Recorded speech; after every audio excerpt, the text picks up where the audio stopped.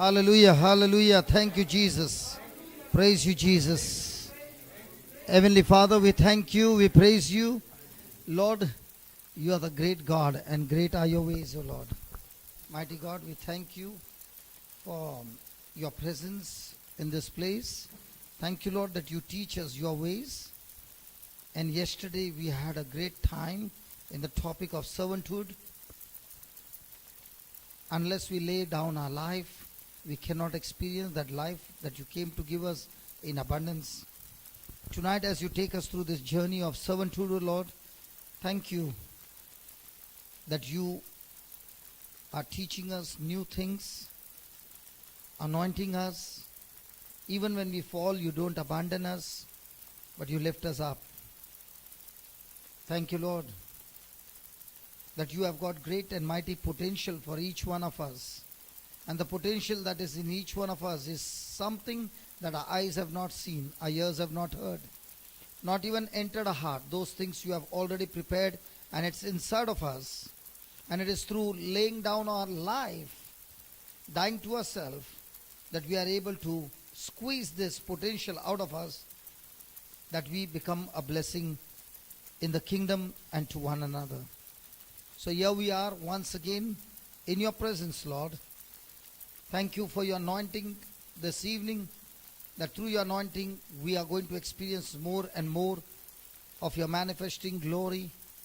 And the biggest miracle of all, our lives being changed and transformed, and we becoming better and better and a blessing to others. We thank you, we praise you in the glorious name of Jesus. Amen. Praise the Lord. Praise the Lord. Hallelujah. Hallelujah. Yeah, please be seated.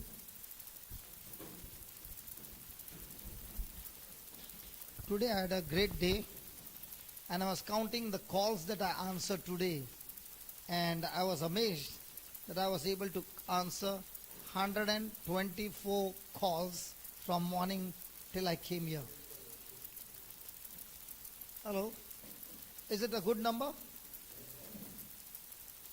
Praise God. And when you answer those calls and you see that you give them some homework, those who are watching right now, whatever you're going through, you got to hear the teaching on confidence, which I preached in January, the first week in Goa. Because without confidence, we cannot experience the manifestation of God's glory. The Word of God says, do not cast away your confidence, because this confidence brings forth great reward. It's not enough to have faith. It's not enough to confess the word 100 times. You can confess the word 100 times. You can believe the word. You can do all those things. Even your action can be a corresponding action. But if there is no confidence in what you are believing for, then there is no manifestation. When we were coming by car, a lady called up and her back was in pain. She was talking about what the doctor said, and I said, come on, let's not talk about all this. Come on, let's finish it. And I'm also excited to finish it right now. Because of what? Confidence that I can destroy it. By what? By the word of God. And by the time the 2 minutes were over, she said, brother, it's all over. Come on, when you use confidence, you don't want to listen to the whole story. You know you can fix it up. Hallelujah. And that's what we got to grow in our life, confidence in God's word. Amen. So yesterday, where did we stop? What was the last scripture that what was the last line that you wrote? Oh, everybody has to open their notes. Praise God. So after going from here, you never open. Praise God. Huh? That was the last line? What was the last line? True servanthood is determined by a heart. So a servant is not by mind condition, but heart condition. When it's a heart condition, the person is more interested in attitudes. When it's a mind condition, the person is more interested in achievements. See, the world out here is going to see what you achieved, and they are going to say, well done. But when it comes to God, He is never interested in achievement. He is only interested in your heart condition, and that is your attitude. even if you did it looked to be a success, let's say you were given a project, you organized a retreat, lots of people came, lots of things happened, but all the time you were bitter, you were angry, you were abusive, and the whole thing was a great success. And people came and congratulated you and said, wow, it was beautiful. And the Lord said, it was beautiful for others, but as for you, it was a big failure. Because God is not interested in achievement, He is interested in attitude. Because my attitude decides my altitude. So where there is love, it's the fruit of the Spirit. Wherever there is love, that is agape love, the agape love will bring you forth to a position where you humble, and the more you are humble, the more God exalts you. Amen. So all the time God is interested in a heart condition. And one of the excellent example was, Samuel coming to anoint a king in the house of Jesse. All the brothers are handsome, strong, well-built, and they are warriors. They are actually soldiers in the army of Saul, King Saul. But when Samuel looked at them, he said, this one should be the king. And God said, no, he's not. The next one, no, he's not. The next one, no, he's not. All the 6 went by, and no, he's not. And Samuel began to get surprised. Come on, God, you told me that I'm supposed to anoint one of the sons in the house of Jesse. All the sons are over. Whom should I anoint? And then he goes, then he says to Jesse, the father, is there any more sons you got? And he says, yes, there's one. And what is he doing? Hadix. Hadix. Come on. Can anybody choose him a king? God looks at David's heart and chooses him to be a king. Now many a times have you heard people saying, I'm always lonely? Have you heard people saying, I'm all the time lonely? What about David? Was he all the time lonely with the sheep? Did he have his brothers around? No. What about Moses? Was he lonely? Did he have anybody around? Only the sheep. And the sheep is the most beautiful animal. Have you ever seen the picture of sheep? Isn't it beautiful? But have you ever come close to a sheep? The most stinking fellow. And Moses is with the sheep. David is with the sheep. What about Joseph? Was he also lonely? Alone? Yes. But the best part is, they did not allow their loneliness or aloneness to tear them apart, but they used it to have a great fellowship with God. Hallelujah. Isn't that good? Come on. I think I just read one SMS. I don't know whether I can get it. It was a good SMS. God, please help me to find it. Thank you, Jesus. Sometimes you really get amazing messages. Jesus, where is it? Yeah. Okay, I'll read it for you. Can I read it? I think you also must have got it today. Doesn't matter. Listen it again. A ticket collector in a train found an old, worn-out wallet in a compartment full of many people. He looked inside to find the name of its owner. There was no clue. All that there was in it was some money and a picture of Lord Jesus Christ. He held it up and asked, "Who does this wallet belong to?" An old man said, "That's my wallet. Please give it to me." The tax collector said, "You will have to prove that it's yours. Only then I can hand it over to you." The old man smiled a toothless smile and said, "A toothless?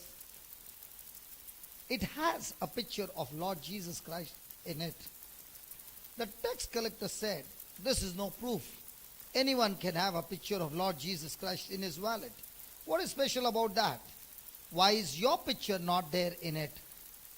The old man took a deep breath and said, "Let me tell you why my picture is not there in it. My father gave this wallet to me when I was in school. I used to get a small sum as pocket money then, and I had kept a picture of my parents in it. When I was a teenager and I was greatly enamored, I don't know what that word is, by my good looks, I removed my parents' picture and put in one of my own. In those days, there were no selfie, praise God. Hello? There are some of them, they always want selfie. And the ones who always have selfie, if you want to get them into depression, just send one note. How come dark circles are under your eyes? Enough. That person will go into depression. A person who takes too many selfie is a person who loves his body too much. And Jesus said, in the last days, people will love their self and their body more than anything. It's happening. Okay. I love to see my own face. How many of you like that? Good. And my own thick black hair. Some years later, I got married. My wife was very beautiful. And I loved her a lot. I replaced my own picture in this wallet with a picture of hers. I spent hours gazing at a pretty face. When my first child was born, my life started a new chapter. I shortened my working hours to play with my baby. I went late to work and returned home early too. Obviously, my baby's picture occupied the prized position in my wallet. The old man's eyes brimmed with tears as he went on. My parents passed away many years ago. Last year, my wife too left her mortal coil. My son, my only son, is too busy with his family. He has no time to look after me. All that I had ever held close to my heart is far, far away from my reach now. Now I put this picture of Lord Jesus Christ in my wallet. It is only now that I've realized that He is the only eternal companion and He will never leave me. Alas, if only I'd realized this before. If only I'd loved Lord Jesus Christ all these years with the same intensity as I'd loved my family, I would not have been so lonely today. The collector quietly gave the wallet to the old man. When the train stopped at the next station, the ticket collector went to the bookstall at the platform and asked the salesman, "Please give me a small picture of Lord Jesus Christ. I need one to put in my wallet." Isn't that beautiful? So whose picture you got? I'm not checking anybody's wallet. Praise God. Simple story, big meaning. Yeah? Nobody's talking now. Hallelujah. Thank you, Jesus. So, the harvest is, the Lord looks at the heart. So, is it possible for a person, like David's brothers, they were excellent in their qualification. They were excellent in their looks. They were excellent in their figure. They were excellent in everything. But where did they fail? The heart condition. Whereas when David, you see, his appearance was just like a youth. Okay? But his heart condition was excellent because every time he had time, he took the harp and sang praises of God. Hallelujah. So if you're all alone, good news. You've got plenty of time to study the word. You've got plenty of time to share Jesus with others. The problem is when a person is all the time interested on myself, then the person is always sad. If the person is never thinking about self, but all the time focused on God, then God will always get you on focus for others. What if Jesus, one of the best example to see is Jesus on the cross. He has been sinless. He has never done anything wrong. And he has been abused, hurt, insulted, done everything. Crucified. And now comes the ultimate. He is being stripped naked. Now when a person is stripped naked, the first thing the person will do is try to cover his nakedness. But here is Jesus, who is stripped naked, and he watches them casting out lots. And now it is his turn to open his mouth and speak. And the first words that he speaks is, "Father, please fix them up. Father, can you please stop this situation that I'm going through? Oh, Father, please destroy them. I can't. Oh, Father, give me some more strength. None of that. His focus is, Father, forgive them.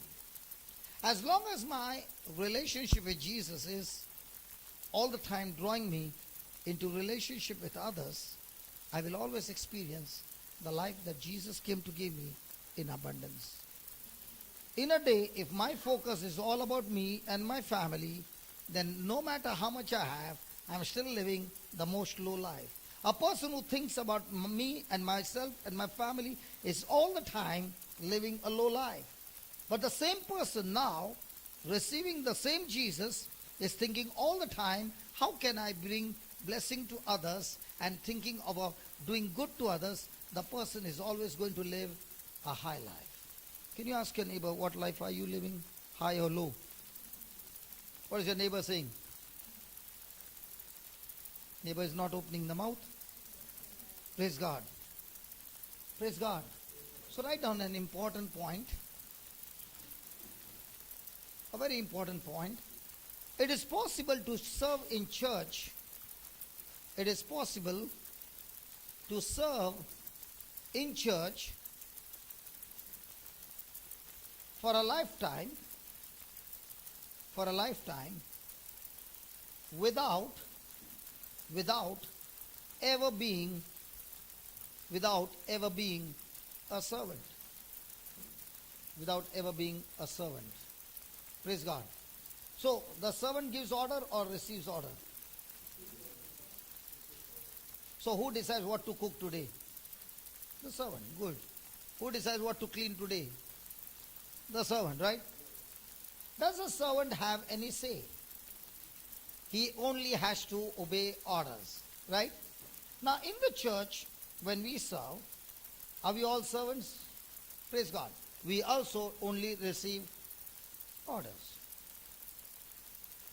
And when we receive orders, we carry out the job with all our heart. Praise God. Isn't it true? Hello, isn't it true? Yeah? What about the early Christians? Were they also servants? Yes.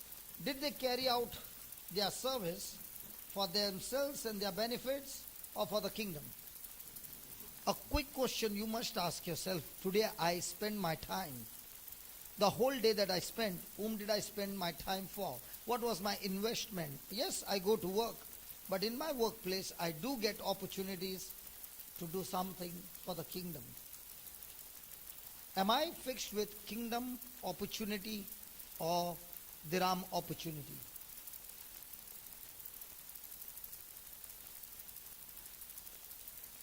Hello. Today I was free in the morning. I sent one message.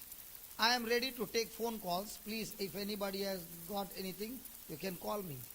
I answered. When I was in the car, I was counting the numbers. I thought I must have answered 50 calls, 124 calls.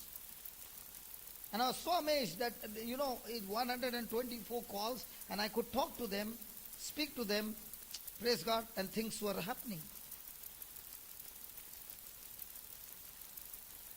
So what is it that you also can, during the lunch break, go and do something for somebody? Is the church only in the building? In the office? The best part is, you and I are the church, not the building. And if you and I are the church, can we serve God in every place? Yesterday I said, we don't need to go and search for people who are in trouble. Do you need? And especially, at least in India, it's different story. In Dubai, you don't even have to search. And especially financial and job, everywhere there is trouble. Hallelujah. Thank you, Jesus. So, to serve God with a heart, God will never ever send his disciples outside into the world without first empowering them. And that's why Jesus said to the disciples, the apostles, he said, wait here in Jerusalem, and I'm going to send you a helper. And when he comes, you will bear witness. Okay? Now when you say you will bear witness or you will be my testimony, mostly what is our testimony?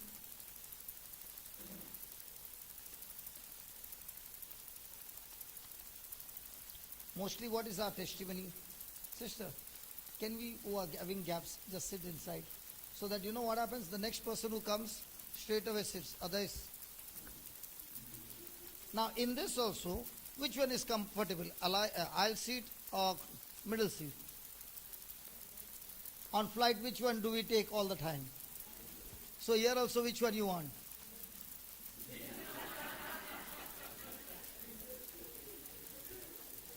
Hallelujah.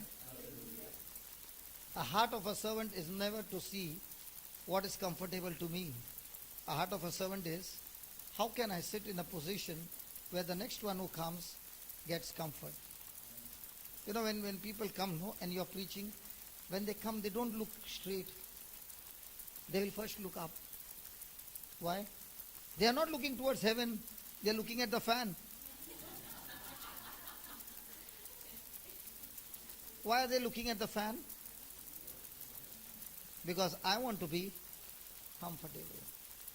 But when it's a Christian, he's saying, let me leave that comfortable seat for somebody else and let me sit in a seat where nobody wants to sit. And that's where God looks at the heart. God looks at the motive. Hallelujah. So when Jesus said he is going to empower them, and when they were empowered, did Peter open his mouth and preach? Was he preaching under the anointing? Yes. Did he use the gift? Did it bring souls? So remember, in the kingdom of God, when I have a heart of a servanthood, my gifts, my charisms will begin to operate. So God gives us gifts. So many people will say, Lord, give me some gifts. God, give me gifts. God, give me gifts. Then you ask the person, why do you want the gift? Most of the time, the gift is for me to use for myself. Gifts are not given to you to use the gift for yourself. Yes, you can use it for your personal purpose, but mostly or more time, the gifts are to be used to build up the church. Hallelujah. Thank you, Jesus. Thank you, Jesus. So when a gift is given and you are ministering to people and you have a heart of a servanthood, that gift, yesterday we learned, will make room for you and take you to great people. Do you know why people still struggle? Because they are not using gifts. And gifts get activated when a person's heart condition is, I am living for the kingdom. So when a person is using gifts, lives will always get changed. Because the gift, okay, I'll put it this way. Faith comes by. Praise God. Hallelujah. Anointing comes by. If faith comes by hearing and hearing the word of God, how does the anointing come? Anointing comes wherever there is agape love. Agape love. Where agape love always demands death. Because agape love is one-sided love. Whether you perform for me or not, you take advantage of me or not, you accuse me or not, but my response towards you will still remain the same. When that happens, the anointing will always be active in the person's life. A person who gets hurt, now the anointing is not on that person, but because of hurt and bitterness, he has activated demonic forces in his life. Hallelujah. So if the devil has to checkmate a person who has got tremendous gifts, tremendous knowledge of the word, tremendous in speaking the word, but if he wants to checkmate this person and his preaching makes no effect, All he has to do is get him into bitterness. That's all. And bitterness is our choice. I always say, what others do to you is none of your business. What you do to others is your main business. What others do to hurt you is that hurt has no power over you.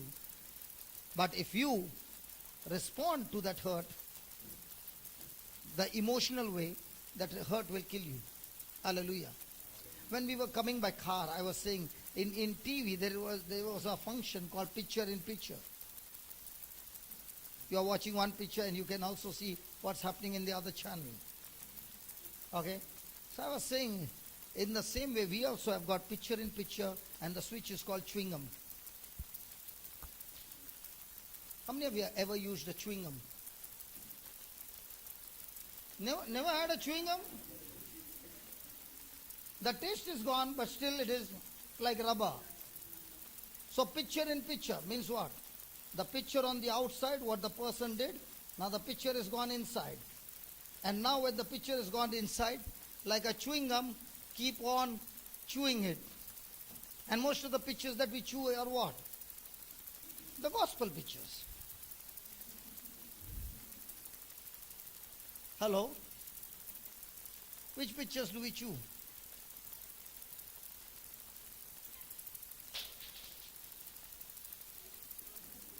Huh?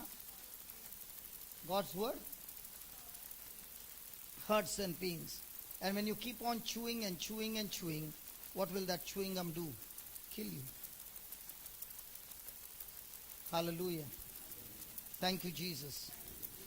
Okay, I'll give you a quick example. I don't want to spend more time. I've explained it before. A quick example. Okay. David is anointed. Okay, first question. Why do you want the anointing? How many of you want anointing? My question is tricky. So when I ask a question, I'm not sure, brother. Don't you want to be anointed? Okay, were the apostles anointed? Are you anointed? Yes. So are you happy with the anointing? What does the anointing do?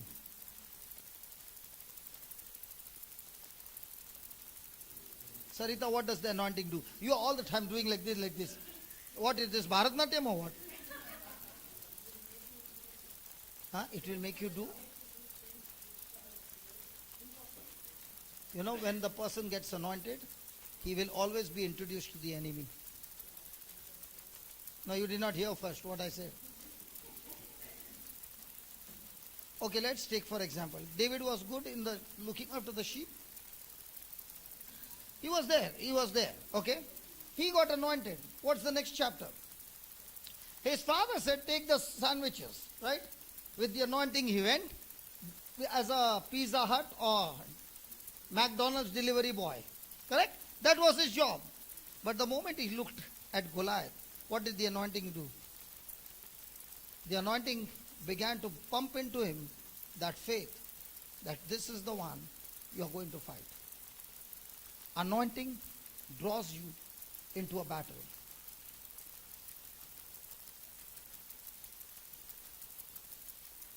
Are we supposed to fight every battle?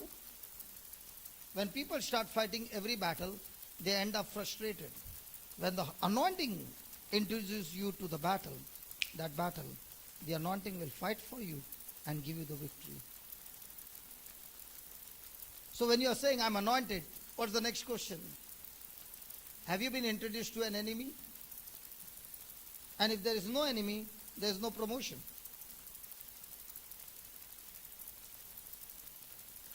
Have you ever seen a team getting a World Cup without an opponent playing?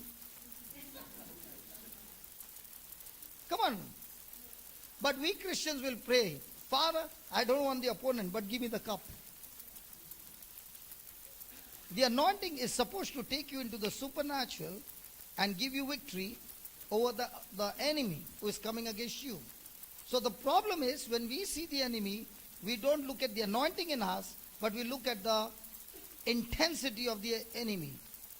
And the good news is, the size of your enemy decides the size of your promotion. Before this, David was fighting in secret with the lion and the bear, he killed him to save his sheep. Okay? Did anybody see? No. But this time, the battle is not in the secret, it's in the public. So when he fought that battle and finished Goliath, what was the size of his promotion?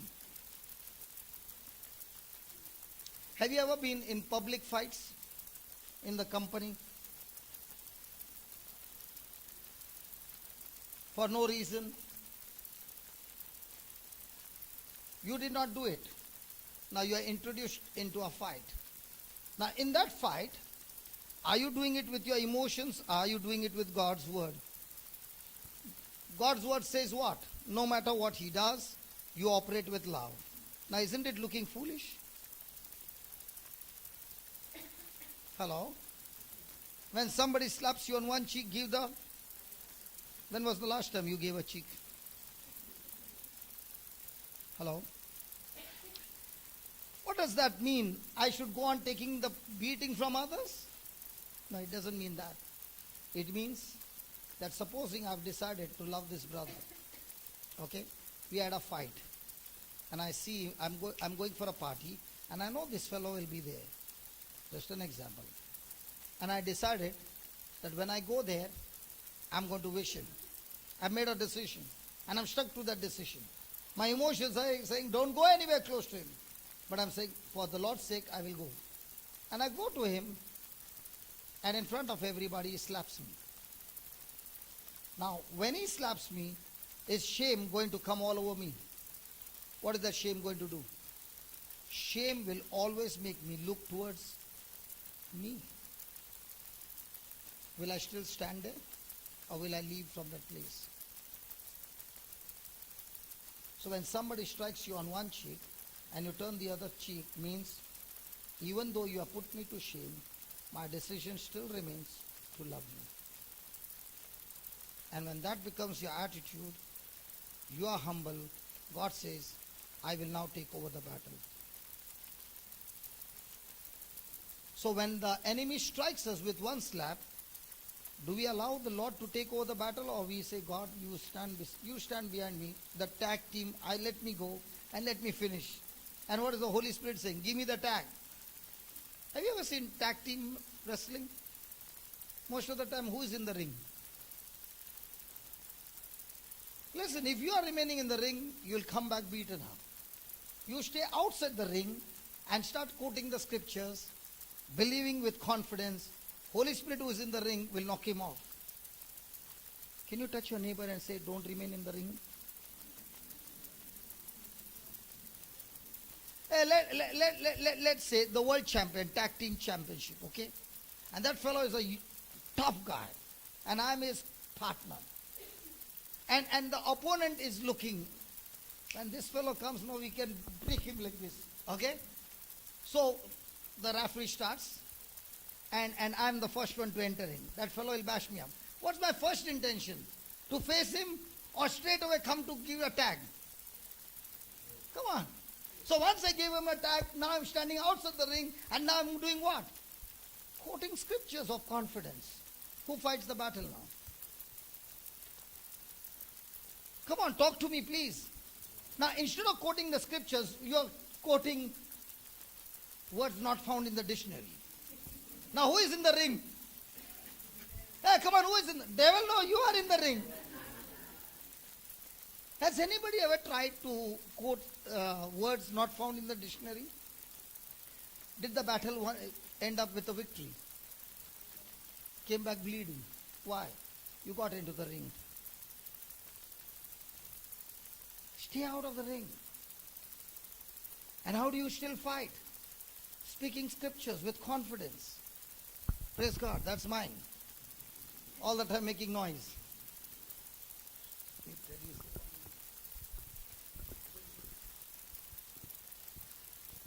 Hallelujah. Thank you, Jesus. So David is fighting. Now, David wins the match. Right? Is Saul happy with him? No, when he wins the match, that time. He is happy, he embraces, he hugs him and he says, you are going to be with me. What happens when the woman starts singing. It's filled with jealousy. Right? Now when David is worshipping the Lord, is Saul with a spear? I many a times think, how can Saul, who is a warrior himself, how come the volume doesn't go?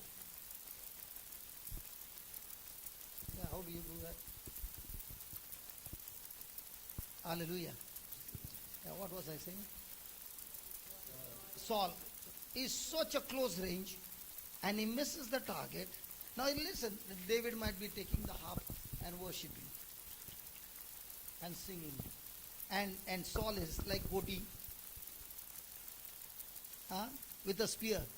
And in such a close range, he misses not once, he misses not twice, he misses many a times. And when David sees that the spear is gone,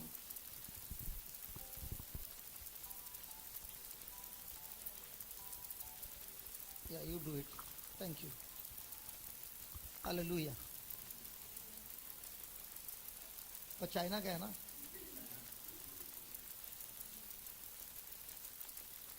So the next time it makes noise, you put it off, okay? Yeah. कुठे गेला मी? He misses. Now what is David doing? Running for his life. Is Saul satisfied? No, he's coming after him. He comes with 3,000 soldiers for one David. Do you know what happens when you are anointed? The enemy has to come with an army to fix you up.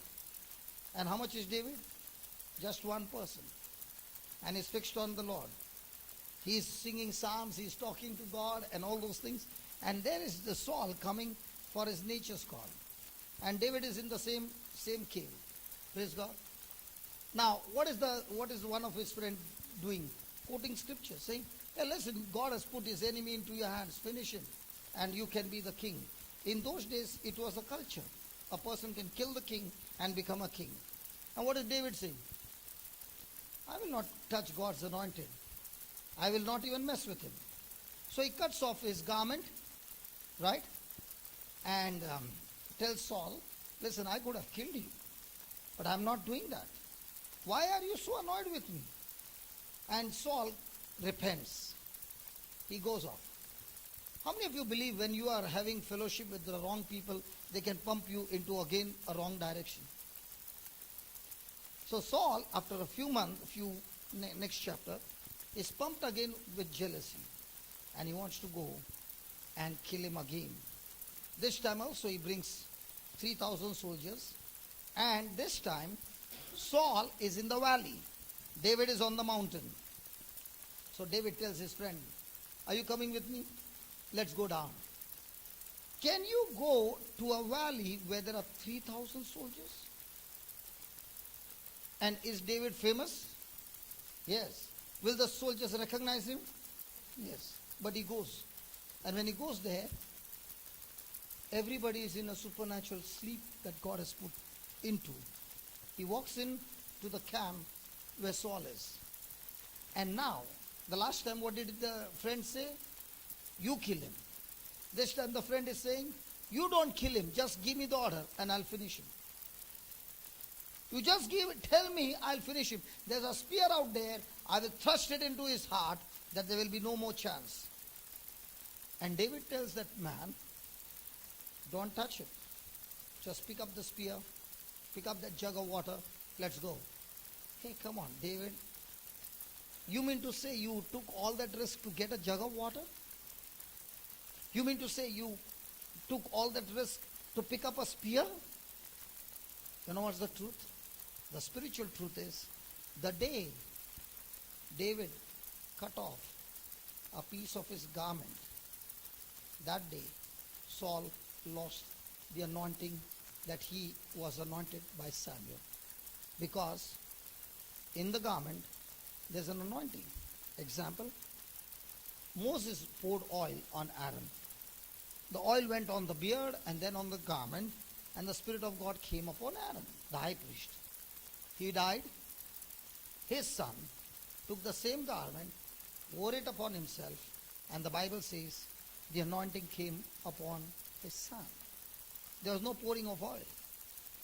Praise God. Second, Elijah taken into heaven. He throws out his garment. Elisha tears his garment. Where's that garment of Elijah? He gets a double portion. Is it right? Come on. Third, the woman with the issue of blood touches Jesus' garment. Is the power there?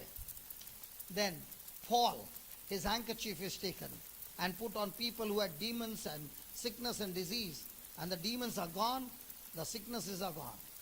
So that day, because of jealousy, because of offense and bitterness, what did Saul do? He lost the anointing. He did not stop there. It went further. The day David picked up that jug of water and the spear, the moment he took that spear, it symbolized Saul lost the kingdom forever. 3, when he picked up the jug of water, he lost his baptism rights as well. And that's why the Bible says, you know, in the Bible, when John the Baptist was there, and Jesus said, there's no prophet greater than John the Baptist. Then he says, the least one in the kingdom of God is greater than him. Come on, he's saying there is no prophet greater than John the Baptist. And then the next line Jesus says, even the least in the kingdom of God is greater than John the Baptist. Why is he saying that? The reason is, John the Baptist got offended with Jesus. Offense can take you from the highest level to the lowest level.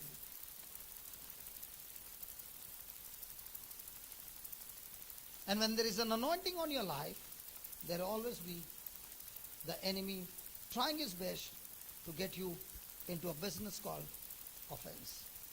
And that's why I always remember, offense is nothing but the snare of the devil. Have you ever seen a mouse trap? It's just the same. The mouse trap by itself has no power. It cannot trap the mouse. But if the mouse gets involved in the trap is always victorious. So the Lord is saying, when you are a servant, be careful. The end result will be extremely bad. What was the end of Saul? How did Saul die? Hey, nobody knows how Saul died. He committed suicide. What about his family? The day Saul died, the whole family was wiped out on that same day.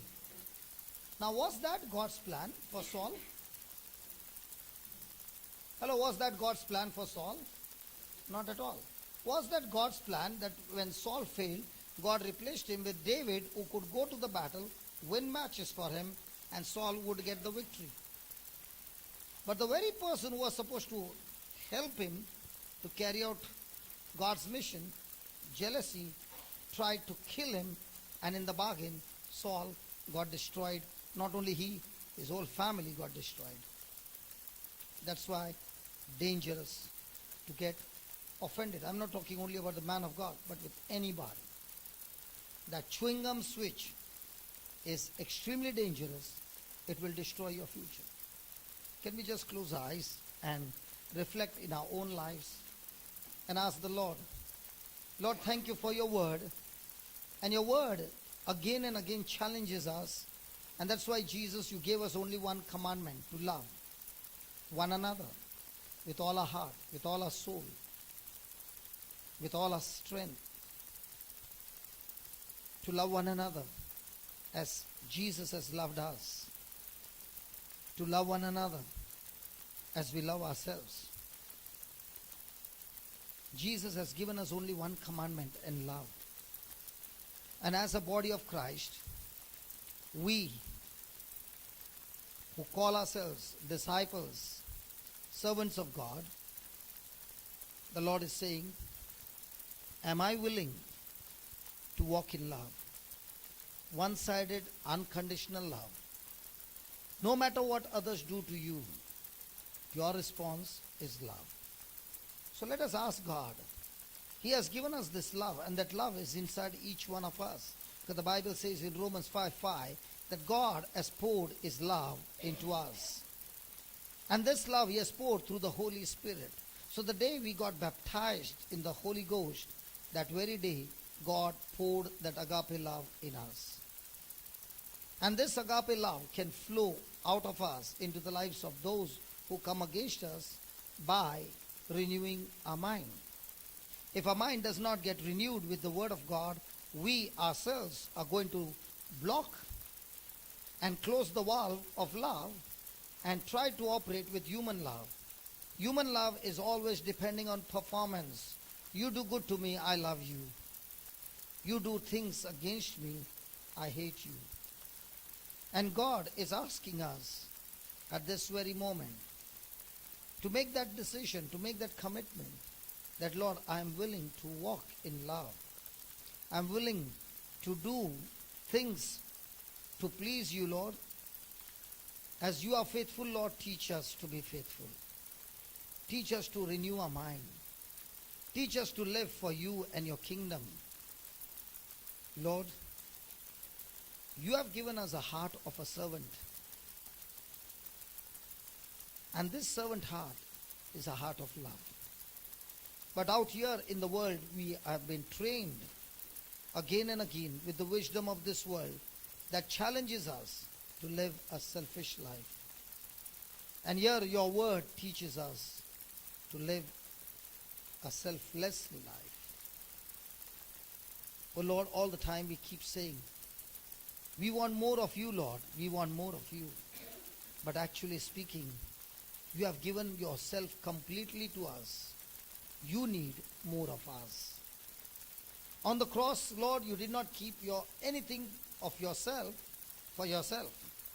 But you emptied yourself completely on the cross for us, showing us your love. You who has emptied yourself completely, teach us to empty ourselves completely for you.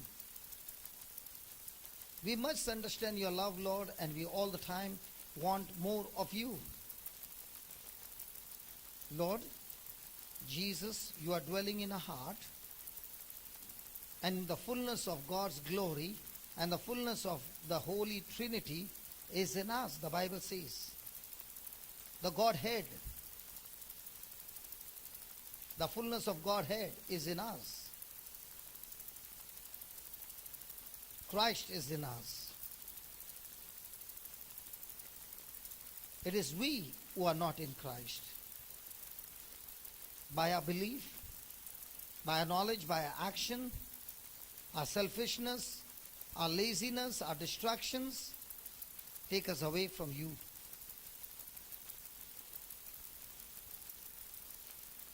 Jesus, teach us to open this valve called agape love so that we also can be a blessing in the kingdom.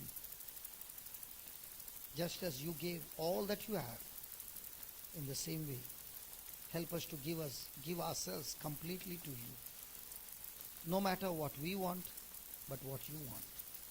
In Jesus' name we pray. Amen. Hallelujah. Does God want, do we want more of God? The problem is, we want more of God. And the Bible says, He is dwelling in us. And when He's dwelling in us, He did not come with one hand and one leg. He came completely in us. Did He empty Himself for us or kept something for Himself? So who wants who? Hello, who wants who? You know what is our understanding? I want God. And you know what God is saying? I have given everything. All I want is you. For let's say you got an ATM card and your dad deposited a big amount and you got a card and you want the money. And all the time what are you saying? Dad, can you send some money? And dad is saying, I've given you the card, go and use it. But Dad, I don't want to labor to use the card, but you send me home delivery. He said, no. I've deposited, you use the ATM card. And when you use the card, do you put the PIN number? If the PIN number is wrong, does the card operate? Even if the balance is there. No. And when the PIN number is there, done, then do you have to put the amount? Yes. When you enter the amount, what does the machine say? Your transaction is in process. Please wait. People are waiting?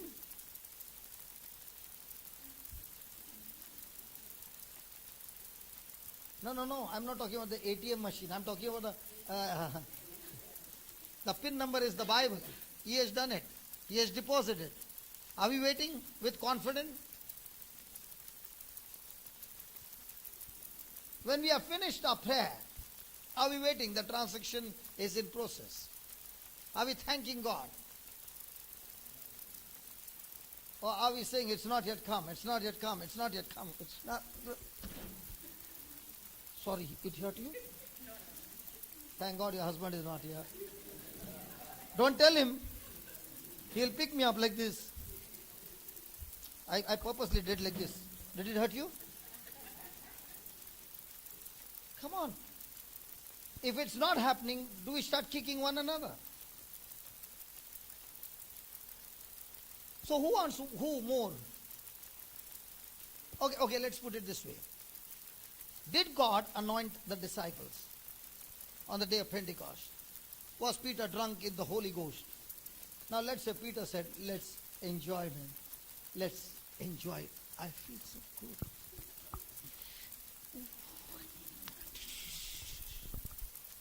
And God is saying, Peter, come out. No. Peter, come out. Take John.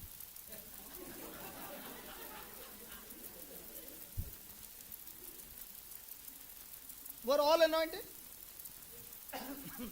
Were all anointed?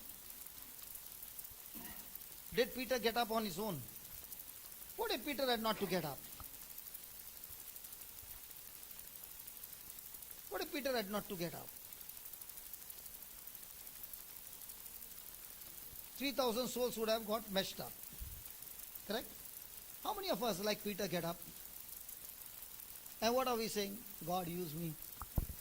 On a, what is that called? What chair is that? तो swinging hota na? Rocking chair. God, please use me. Okay, get up and go 4 kilometers to that place, and that person get behind me, seated in the name of Jesus. Lord, use me.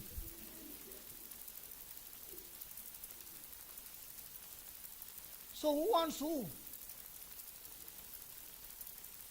Honestly speaking, if you really understand the scriptures, everything that we need is finished on the cross. Okay, I'll show you. How many times to show the scripture? At least this time will you put it? Okay. 2 Peter 1, 3 and 4.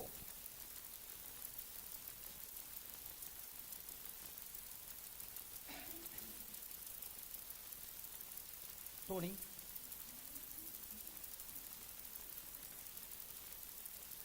Okay, shall we all read it, please?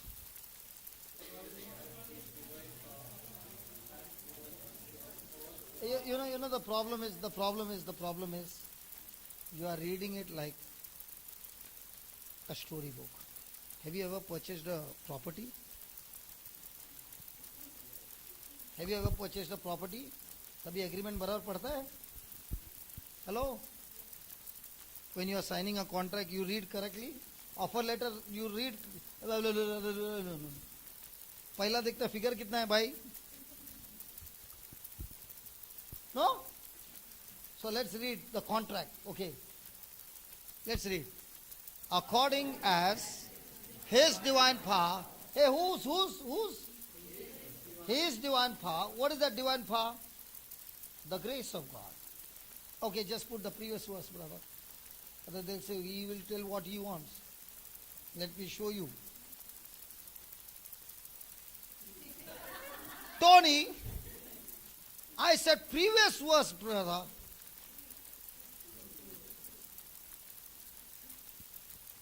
Sister, how much I control myself.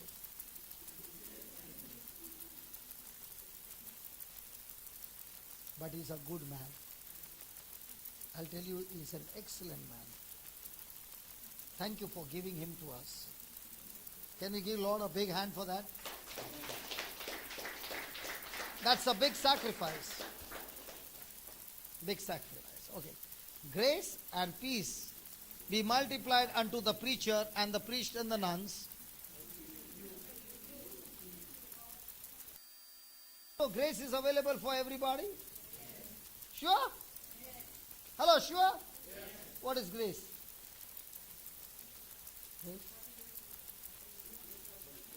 Something more. Come on, more deeper. Grace? Okay, if you got a Bible, write it on the capital letters on your Bible and never forget it. And when you understand this definition, you will be ready to jump anytime. Write down. Grace is God's willingness. Underline that. Very, very important. Willingness, underline, capital letters, whatever you want. God's willingness to use His power, His ability on my behalf, even though I don't deserve it.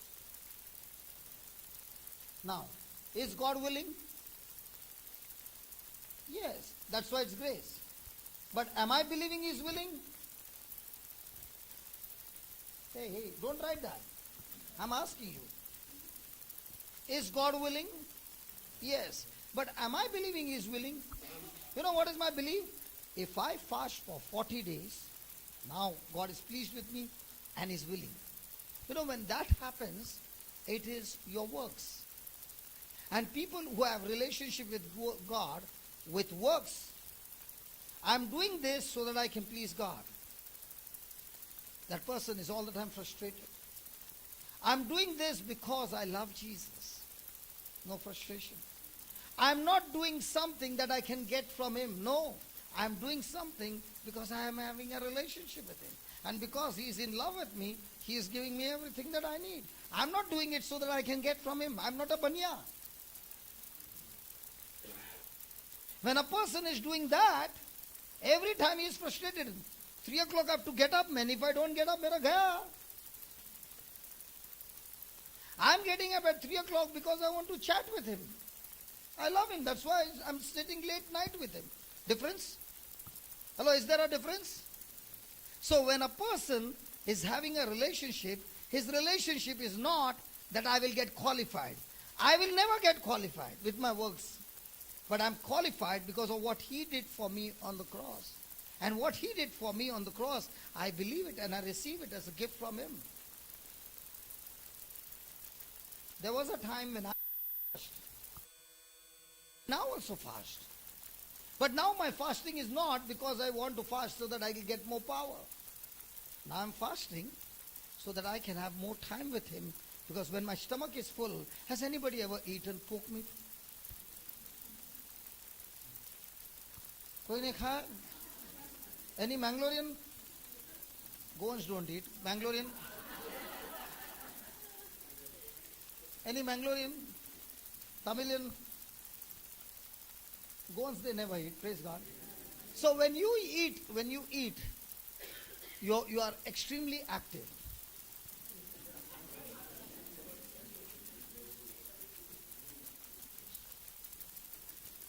So what does eating do? Lazy. When a person is having a relationship with God, he can be going on for days together and never even feel a pinch of hunger. One of the retreat, I don't remember, one of the growth retreat, the Lord asked me that morning, I spent the whole night with Him having great fellowship in the kitchen. Okay? And in the morning at 6 o'clock, He said, I want you to fast. And I said, yeah, how many days? He said, the whole retreat. And I said, God, it's 10 days. And 10 days, no preacher, me alone. Morning 7 o'clock to 12 o'clock. He said, I know. Can you trust me? I said, yes, Lord, I'll trust you. And the best part was, I was not only fasting, I was at the counter serving people all fish and everything. Correct? And what amazed me was, my mouth was not watering at that time. And nobody knew that I was fasting. Nobody knew it till her husband came to me and said, Listen, brother, let the people know, not because that you want to make yourself famous, but let the people know that when you operate purely on grace, without a grain of food for 10 days, and standing the same, strength the same, everything the same, and not getting hungry, not getting tired, is amazing. If people with whom I've stayed, when the plate comes, I will say grace before meals are so very fast, isn't it? Because when I see the plate, I can't stop. Sometimes I'll say, God, I will tell after some time, let me eat first. Like a small kid, Mama, no, afterwards I'll say, let me eat first.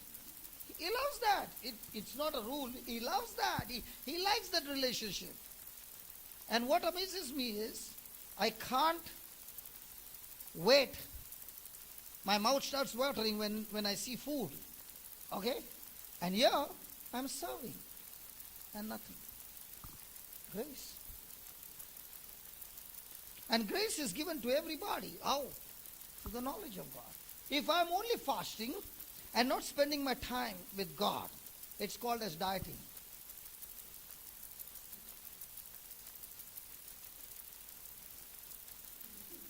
I think you did not hear what I said. So there are many who fast during the Lenten season, but they never open the Bible. Those 40 days are called dieting.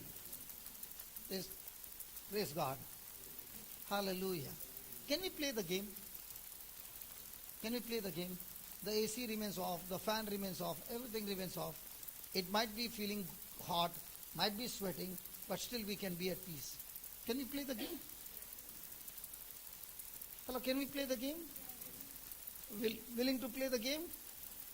That's how you play the game. And you say, God, I want to play this game with you. Help me, Lord. That even if the fan is not there, the AC is not there, I still want to be the same. Now what are you tapping into? Grace. So once you start playing games like this with the Holy Ghost, you enjoy the game.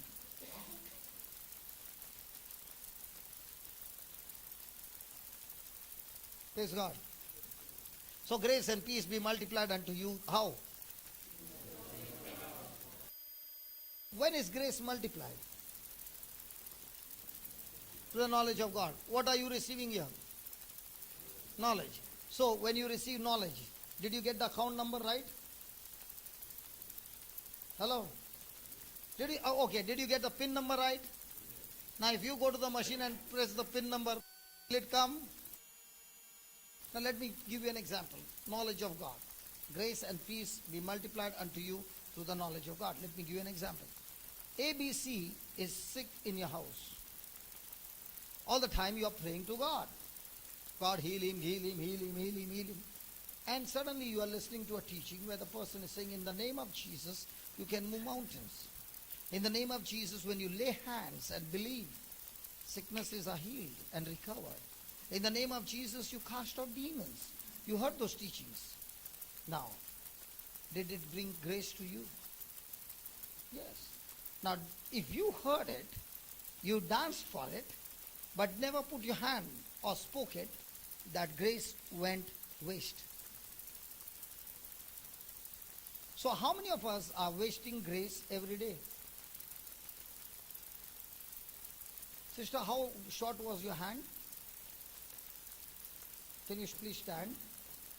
Your hand was short, no? How many inches? Huh? 1.5 inches. Okay. How long did it take to grow? Seconds. Now, did I know it can grow? No. When I found the promise, grace is there. Now, did grace make your hand grow by 1.5 inch? Ask a person, how much time did it take for you to grow 1 inch?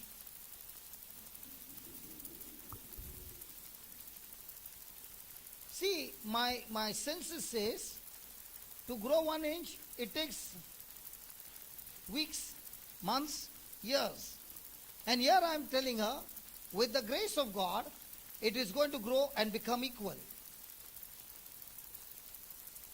What will common sense say? Something has gone wrong.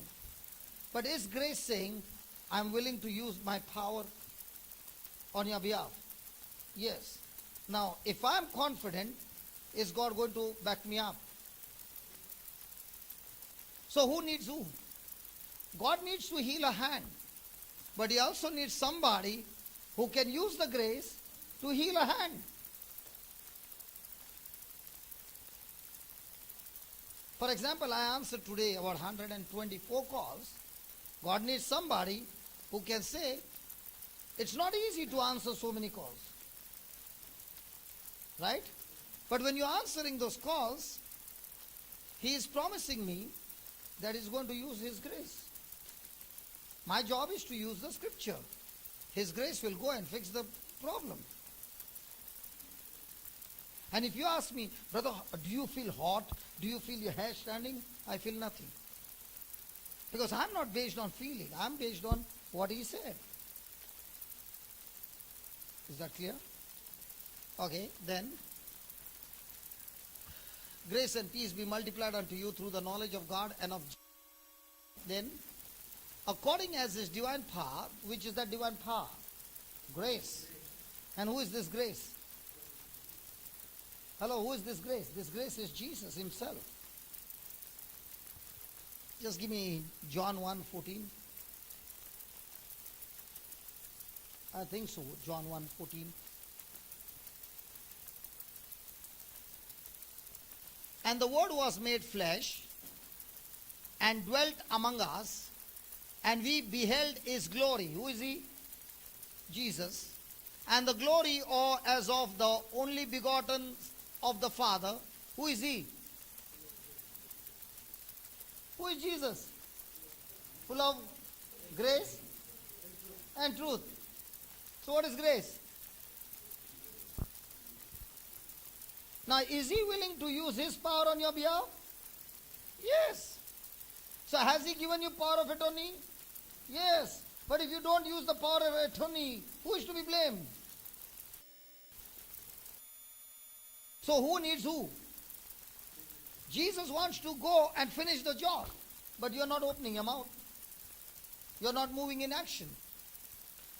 That's why the Holy Spirit is called a helper. Say that. Say that again. Now I'm making the wall, okay? The helper does it, or the main mason does it? And what does the helper do? So Holy Spirit is the mason or the helper? So is the mason. You and I.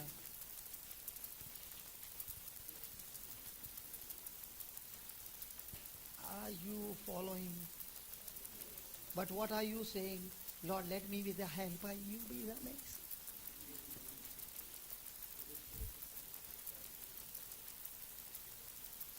Correct? So when you are exercising your faith, grace is saying, anytime I am ready to move on your behalf. But are you confident in my relationship with you?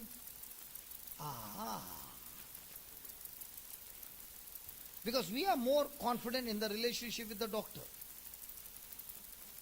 How many of you remember what the doctor said? Come on, tell me honestly. And how many of you, like a chewing gum, chew what the doctor said? And how many of you go and share what the doctor said? And how many of you dream what the doctor said? And even under the shower, what do you think what the doctor said? Thank you, Jesus. Why are you so all serious? Can I get some smile? Am I giving you good news? Can I get some smile, please? Good. Tony, next time see that you fix one camera this side. Sure. Praise God. We pray and we believe it's received in Jesus' name. Yeah. Praise God. So, is he, Jesus, the full of grace? Is he with you? Is he willing to use his power on your behalf? Is he the truth? So where there is the truth, grace gets activated. So if I don't have the truth, grace will move. No.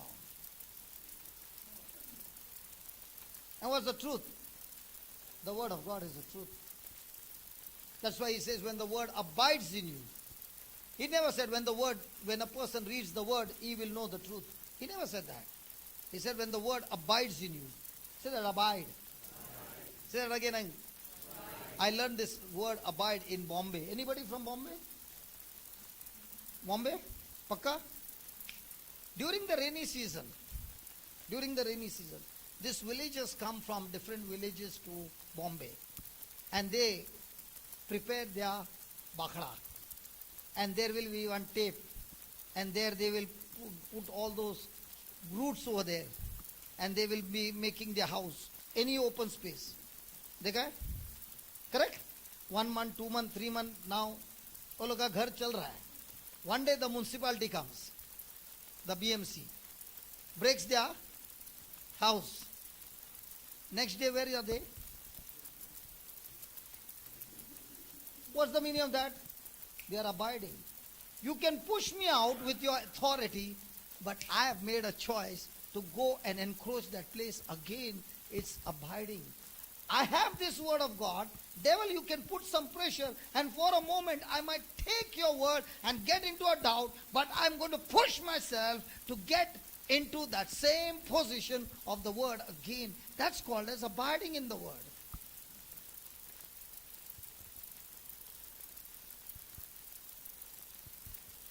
Praise God. Actually speaking, when the municipality comes, they stand at the behind, whatever they can salvage they have done. Even before the truck can go, ये लोग आ गया power को ले लगा, time ही नहीं लगता है. ये लोग का कंस्ट्रक्शन कितना फास्ट है. That's why it's Bombay, man.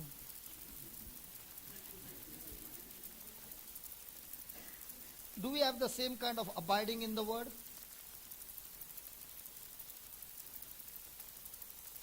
The devil came and gave like this. Now the whole night you are thinking what the devil said. What is depression? Depression is when the word of God is not abiding, but anything contradicting to the word of God is abiding in you. That's why you are depressed. So, Tony, let's go back to 3. 2 Peter. So you know what I'm going to speak. Wow.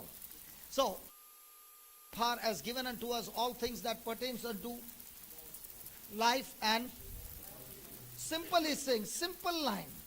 If any person seated here is saying, Lord, I'm going to live my life for you, for your kingdom, for your goodness, he's saying everything that you need in your life to fulfill that desire of yours, I have deposited in your account. So my journey from now is not what can I get from God. My journey from now on is what is deposited, how do I withdraw it?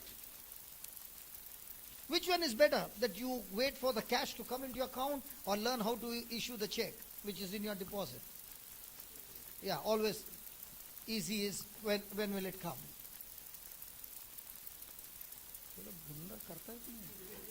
You'll use bank accounts? Which one is easy? You are waiting for the cash, a supplier to give you cash, 1, or 2, what is there, you issue a check and use it. Which one is easy? So, has he said he has deposited? So, is God responsible now? Yes? Just read, no, as according as is divine power, as given unto us. Does that include health, wealth, job, marriage, life partner, mother-in-law?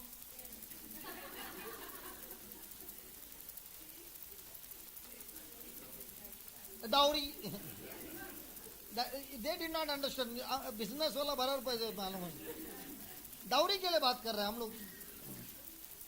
Come on. Has he said ministry?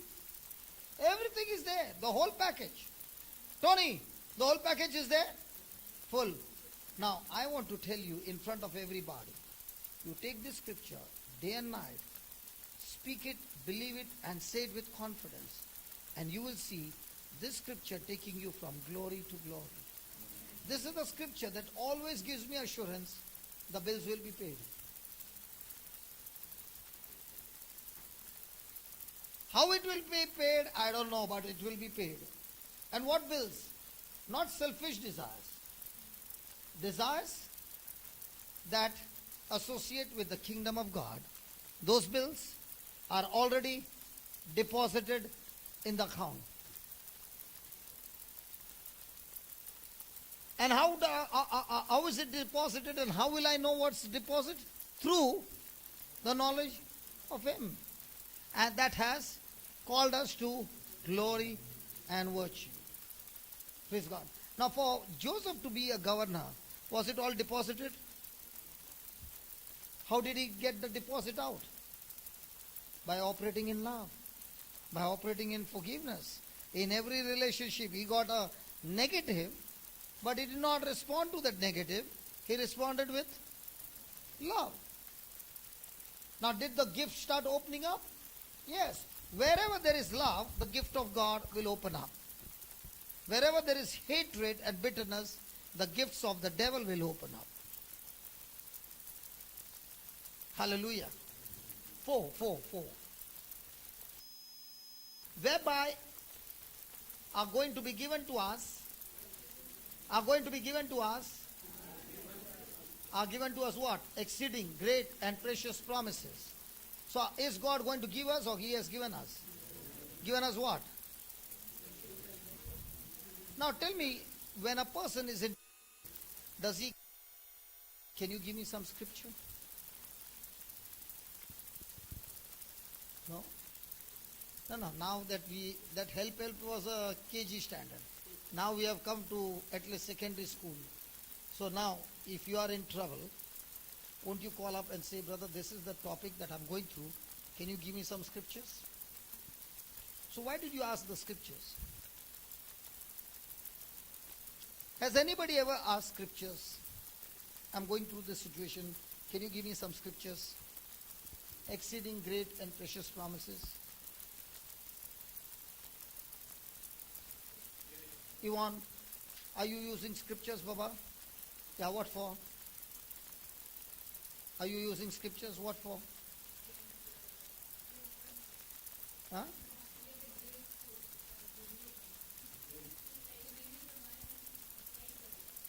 Yeah. Sister Judy? To smile, praise God. To solve our problems. Honest answers. To get the blessing. Brother?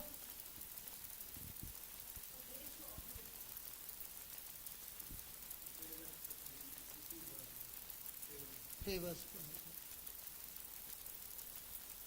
No, nothing. Okay. Yeah, so why do you use the promise? For what?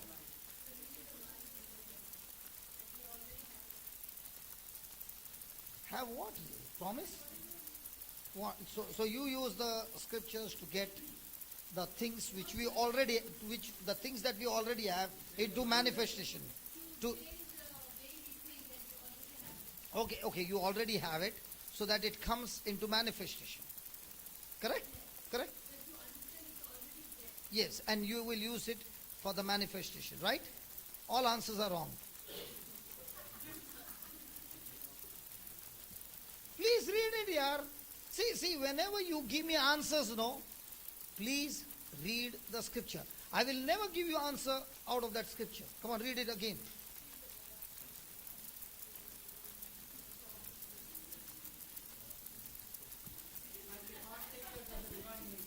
Say that.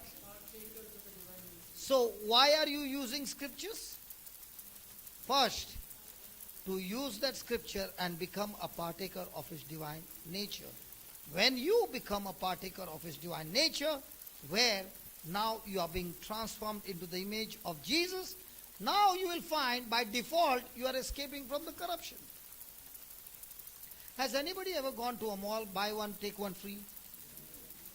Is it there in Dubai? Okay, buy one, take one free. You are going to the shop and saying, give me that which is free. Will He give you? When a person uses a scripture and his focus is, I want to escape from this corruption, he will all the time be struggling. But he uses the scripture to get into a relationship with God, and the scripture helps him to renew his mind and become more and more like Jesus. Now that journey of becoming more and more like Jesus, by default, will lead him on a journey that he finds himself escaping from the corruption that is in the world. So which one comes first? Partaker. And what's the fruit of it? You escape from the corruption. Now if you take it the other way, I use the scripture to escape, to get blessed for the manifestation. Now you are not focused on changing my divine, to get into the divine nature, to transform my life. Now what happens? It's not happening. Now you're struggling and you're saying, hey, everything you said is there, then why is it not happening? It's not happening because you turned the first into second and the second into first.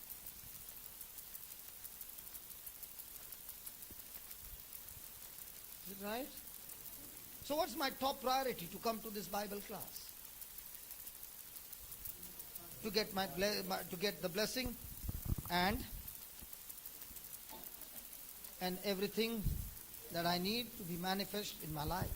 If that's your focus, all your life you will be struggling.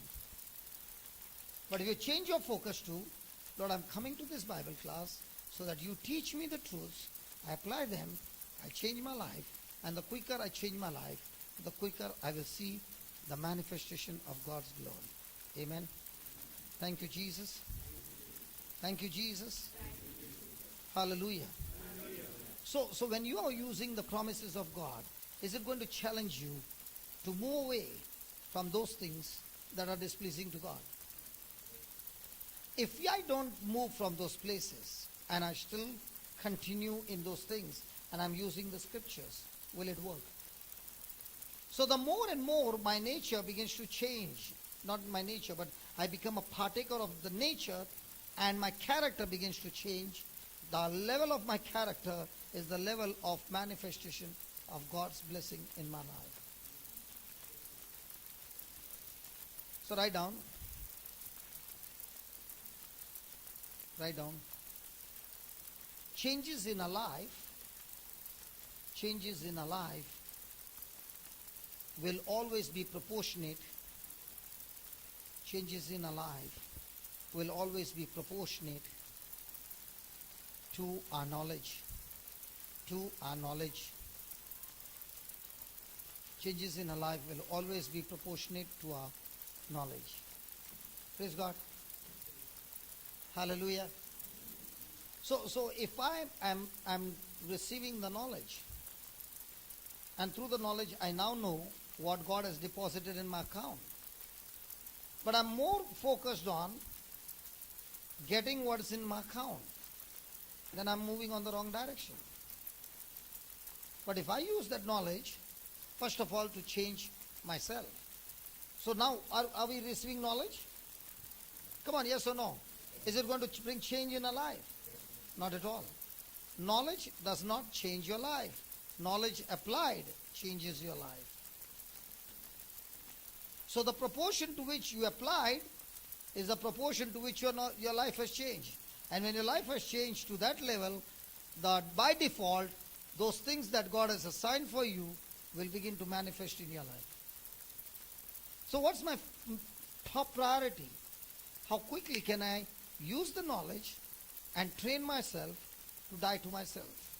So the more I die to myself, the more I'm exalted and I see God's glory in my life. Amen. So is it a game of skill or a game of luck? Do we have to learn? Somebody might say, brother, how long will it take? How long did it take you to learn to drive a car?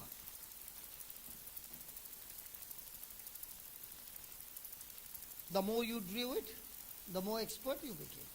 The more you got into the desert, you must have got caught up. But there you learned something else. The more you went on the Ghat session, you learned something else. But you are saying, I only want to drive on an express road, no traffic. You will never be an excellent driver.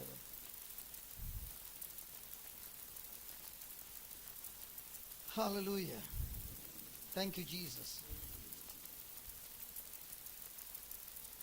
So, when we ask God for a miracle, write down.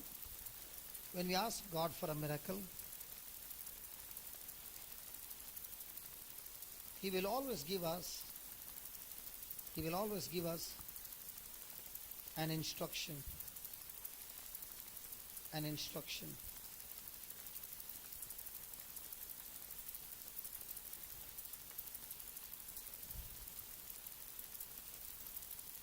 When I let go of what is in my hand, when I let go of what is in my hand, God lets go. God lets go what is in His hand.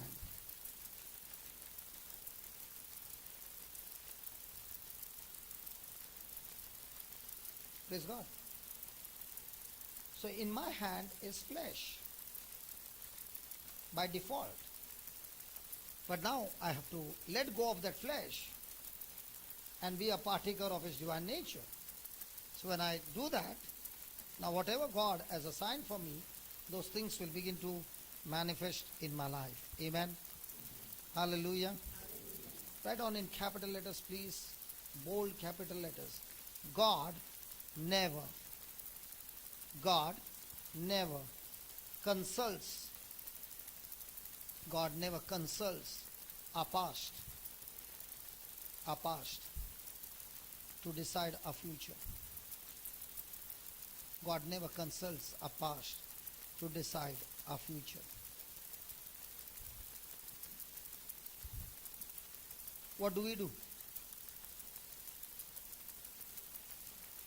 We always sit consulting our past. And God says, I don't even remember it. And the good news about God is, no matter how many mistakes you have done in the past, might be you have gone way away from God's plan and purpose. But when you make a decision that I'm going to live my life and use the scriptures to change my life and become more and more like Jesus, praise God, He will change your whole future. And that's why you find many a times people who have been murderers, people who have been prostitutes, people who have been extreme on the extreme side, come to Jesus, change their life, get rooted in the Word, and today are mighty soldiers of God writing books of their life, how that crisis nearly killed them and how through those crises God began to teach them and bring them out. But in all this healing, there was one thing common. They had to die to themselves. They had to trust God. They had to do God's way. And the quicker you do God's way, the quicker you will discover God's calling on your life. Amen. And if God had to look at our past to give us a future, here I'm standing before you, messed up, qualified to go to hell. But God changed my life. And He not only changed my life, He not only forgave, but He showed me how to use the scriptures. And when I began to use the scriptures, I was talking to somebody and I said, when the Lord set me free, I never tried to stop drinking or going to club or get away from my friends. What I did was spend time with the Lord. Hungry for the Word of God. And the more and more I got hungry, I did not even realize when did the desire go out of me. I was mad about swimming and I would swim 5 kilometers every day in the club. Every day. Okay? But when the Lord touched me, He took away that desire. Because if that desire would have been and I would be going to the club, I would end up there. He took away that desire. I never went to swimming for years. So I never tried to get out of sin. I only labored to get into the promise of God. The promise of God destroyed that sin. Praise God. Hallelujah. Thank you, Jesus. So write down that what we said about Goliath. The size of the enemy, the size of my enemy determines the size of my size of my reward. The size of my enemy determines the size of my reward. Please write this in capital letters, please. Very, very important. Access, ACCESS, access, is first a gift. Access is first a gift, then a test, then a reward.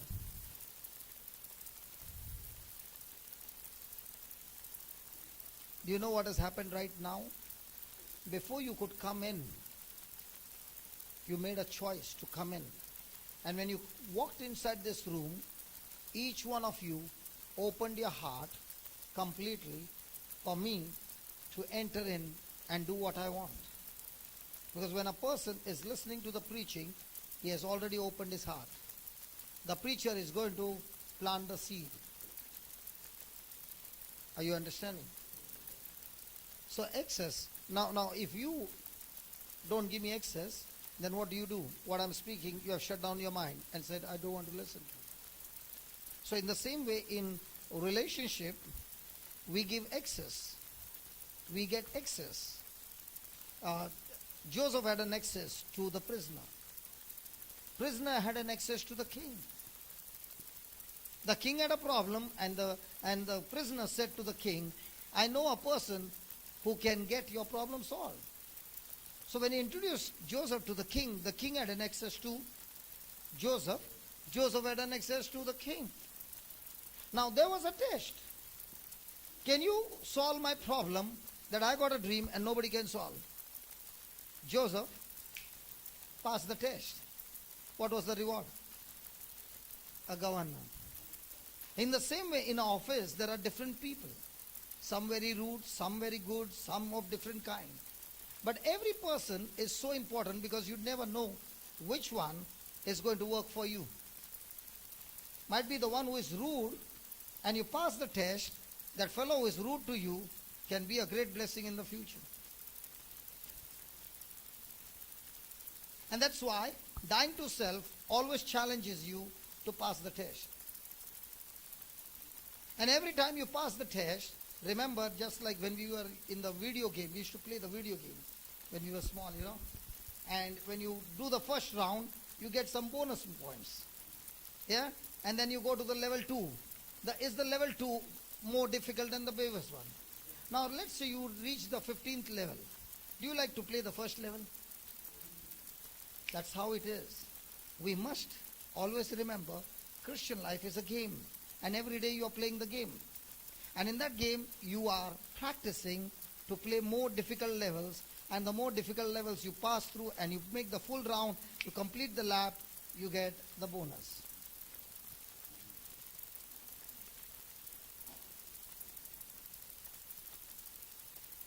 Praise the Lord. Can I give you an example?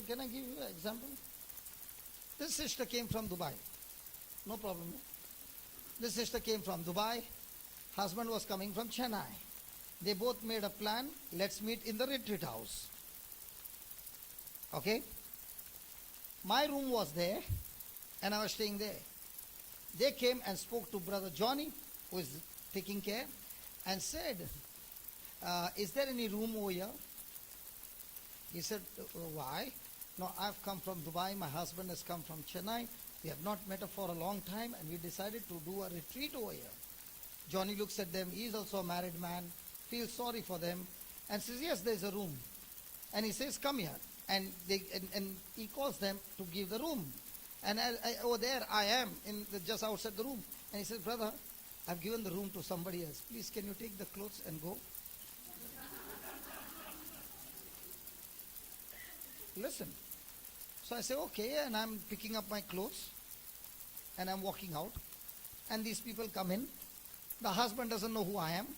He's saying, brother, very thank you. Thank you. I said, no, my wife is not here, so you can stay. Okay? So, he's happy. Now the preaching starts. He's waiting for whom? Brother Johnson. And there he sees me. He's asking the neighbor, who is he? He's Johnson. I say, what? And he asked me, where are you going to stay? I said, I go and stay in the dormitory. I've got no issues. Where everybody stays, I get one bed over there. I'll stay there, no problem. Now that touched him. He began to come for the next retreat and the next retreat and the next retreat. And when he got touched, he said, we got to do something. We got to do something.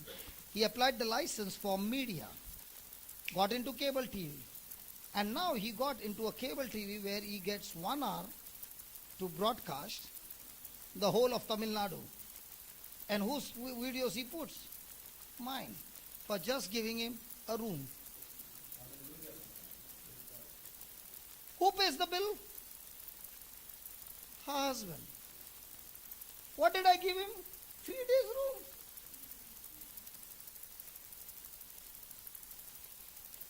Now did I know that this man, if I give him the room, after that all these blessings will come? Now is it easy to leave? You know, you are staying nicely, comfortable, and now they are saying take the bag and go. Huh?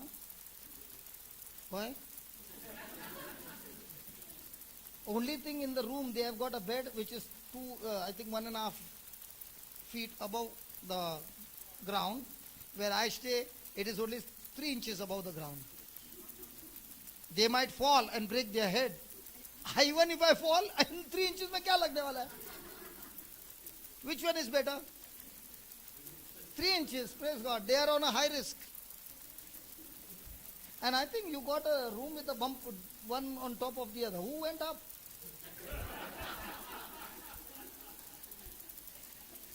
That Johnny should have given some other room. He gave them one bed here and 1 bed on top. I think there were 2 beds, right? Yeah, 2 beds and 1 bed up. बच्चा आएगा तो उसको भी ऊपर सिला सकता है. Praise God. So what I've seen in my life is amazing people have come. I passed the test, and the reward that I've got is beyond imagination. And whenever the challenge is to die to yourself, you don't even know what God has planned. Can you touch your neighbor and say, pass the test? What would you do? If Johnny had to tell you, what would you do? You are the founder. Okay? Johnny is just managing the rehab. Okay? You are giving him the salary. And he comes and says, can you just empty the room? What would you do? You would tell Johnny, you empty the hall. So you would have missed so much. So the more you lay down your life, the more the Lord will lift you high. Praise the Lord. Okay, write down. Each act of obedience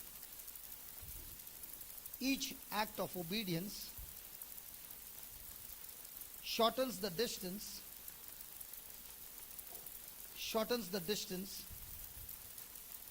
to any miracle you are pursuing. To any miracle you are pursuing. You know, lately he was talking to me. He has got the license and he's saying, brother, I'm thinking of putting on the satellite channel. So any part of the world, 1 hour Tamil mein aa gaya. Who's going to pay? मजा कौन मारने वाला है?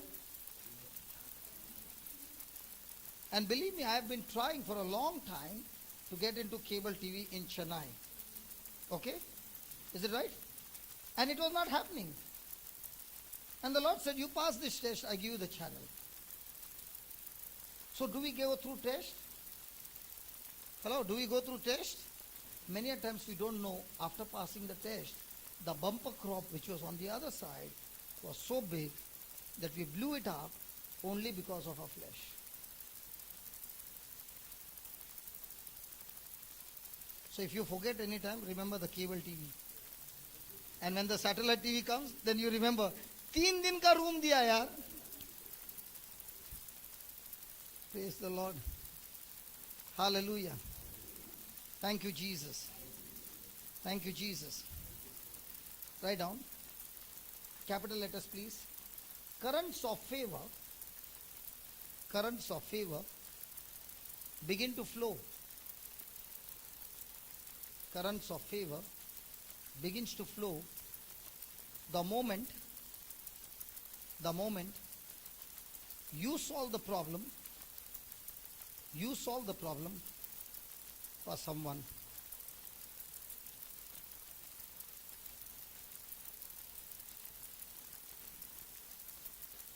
Praise God. What is favor?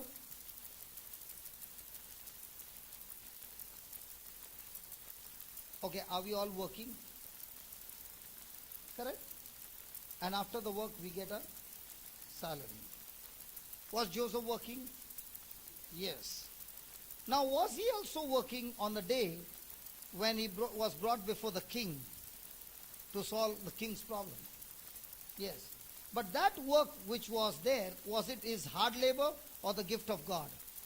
So what did the gift of God give him? Favor. What did favor give him? The harvest. It gave him the harvest what he cannot achieve in his lifetime. Look at Joseph. Let's say Joseph works hard all his life. Can he become a governor? What did the gift do? Gift activated the favor, and what favor brought upon him, what a man cannot achieve in his lifetime, favor can achieve in a moment. And when does favor get activated? What did you write? Please read it. What did you write? Currents of favor begin. So every day what are you supposed to do? And what are we doing? Hello, these are biblical truths. And what is the world saying?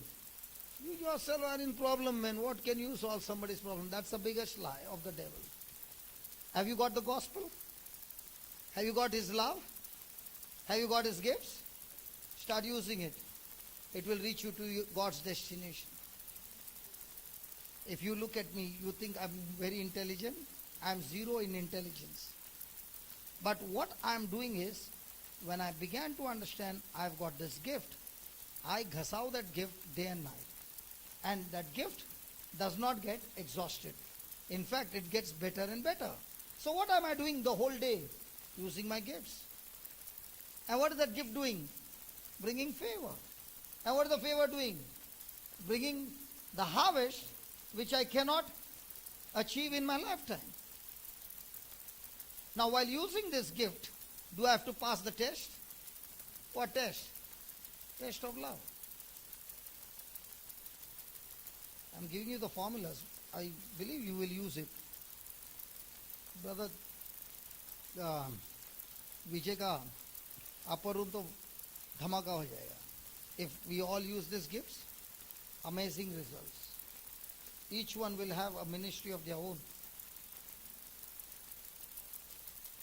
We all are supposed to go out into the world and use these gifts of the Holy Spirit. Holy Spirit is longing to see, is there anybody ready to make himself available?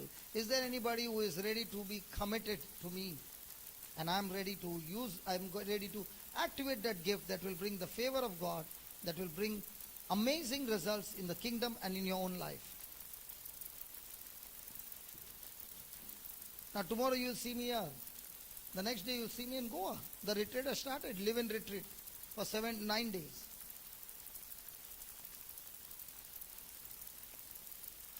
So what am I doing every day? There's nothing special that I'm doing. Only using my gift.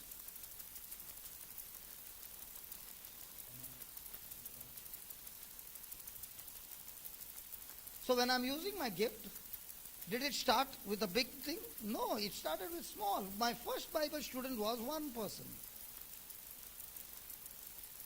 And I used to go to preach to that one person. And thank God for that person who did not know anything.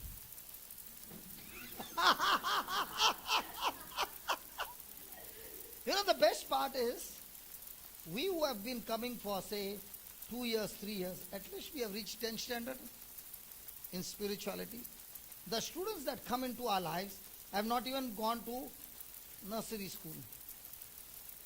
Is it difficult for first standard student? But what is the devil saying? First you become an expert in the Bible.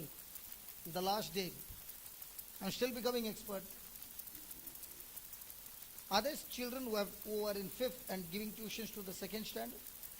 Who have worked hard? Come on.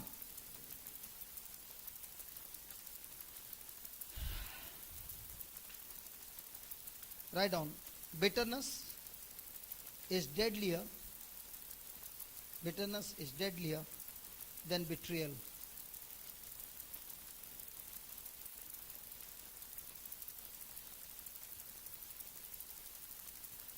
How many times does a person betray you? Once, twice, then you keep yourself away. But bitterness, how many times it happens in a year? When was the last time you got bitter? Which year? 19? So which one is more deadlier? Betrayal or bitterness? But for us, what is more deadlier? Betrayal happens sometimes. Bitterness happens. Anybody married? No, not married. Praise God. Hallelujah. Thank you, Jesus. Write down. An unconquered weakness. An unconquered weakness always gives birth, always births. An unconquered weakness always births a tragedy. A tragedy. Supposing a person has got weakness of drinking. He drinks and drinks and drinks. Is he able to concentrate on his job? Will it end up with a tragedy? So we all have weaknesses. And if you don't conquer it, that weakness will one day bring tragedy. And to conquer it, God has given us His Word and His Spirit. Praise God. Capital letters, please. A seed of nothing. A seed of nothing always creates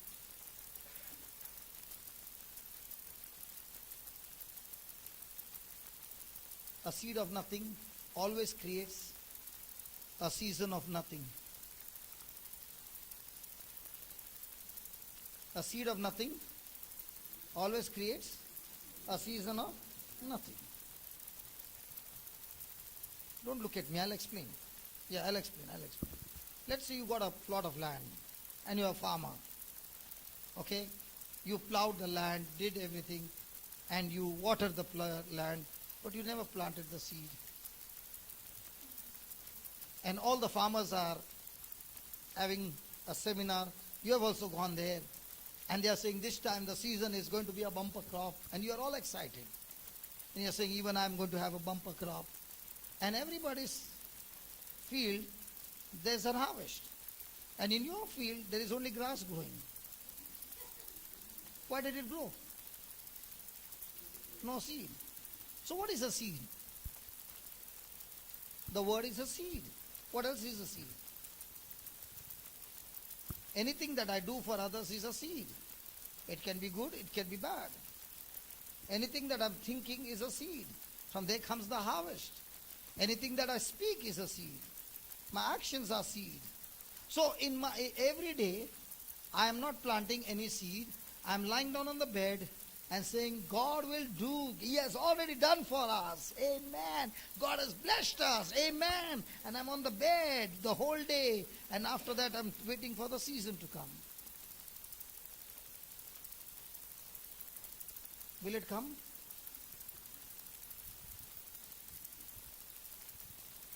Ask your neighbor, are you planting seeds? What's your neighbor saying? But tell me honestly, see, today I had some calls, brother, my marriage is in a problem, please pray for me. Okay? Now, does marriages get solved by praying? So Jesus should have said, a wise man kept praying and praying, and when the storm came, his house never fell. And the foolish man was only praying and praying, and the foolish man did not pray, and the house fell. Did he say that? Or what did he say? The wise man was the one who heard the word and did what the word said. And now when the storm came, his house stood still.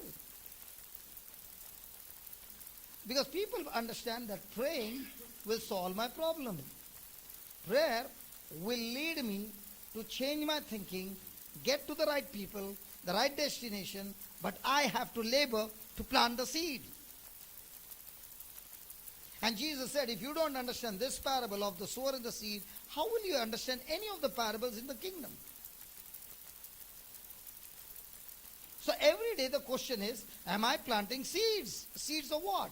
God's seeds. And if I'm not planting God's seed, and I'm not passing the test with God's power, with God's grace, then praise God, my season will be empty. Write down with capital letters, please. And then I want to ask you a question. I don't know whether everybody will agree. I'm not sure, but I want to ask, take statistics, okay? Bad times brings good people together.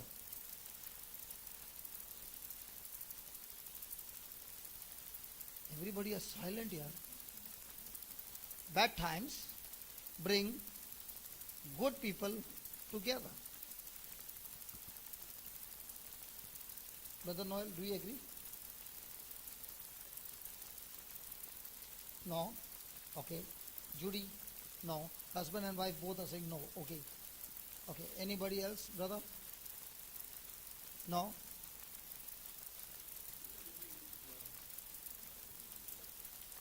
Yeah?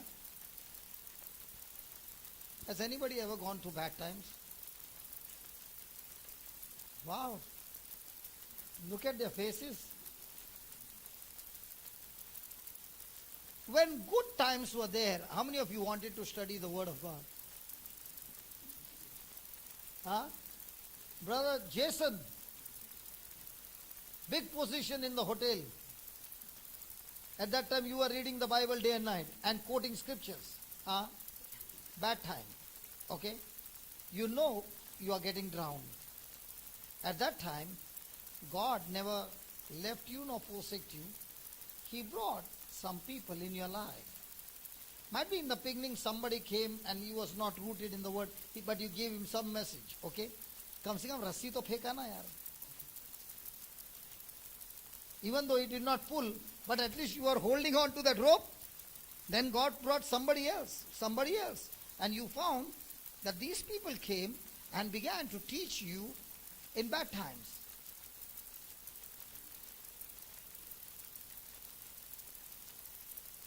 So are you going through some bad times? Congratulations. Good people are on the way. For what? To teach you, to educate you, to give you information. But there are many who are out formation. So when they get the word, that is called out formation. Mera theory hai, ye kabhi kisi ne bola nahi. But when they listen to the CD, they take that information inside, and it brings a what? A complete change in their life. Hallelujah. Thank you, Jesus. Like Modi says, na achhe din aane wale.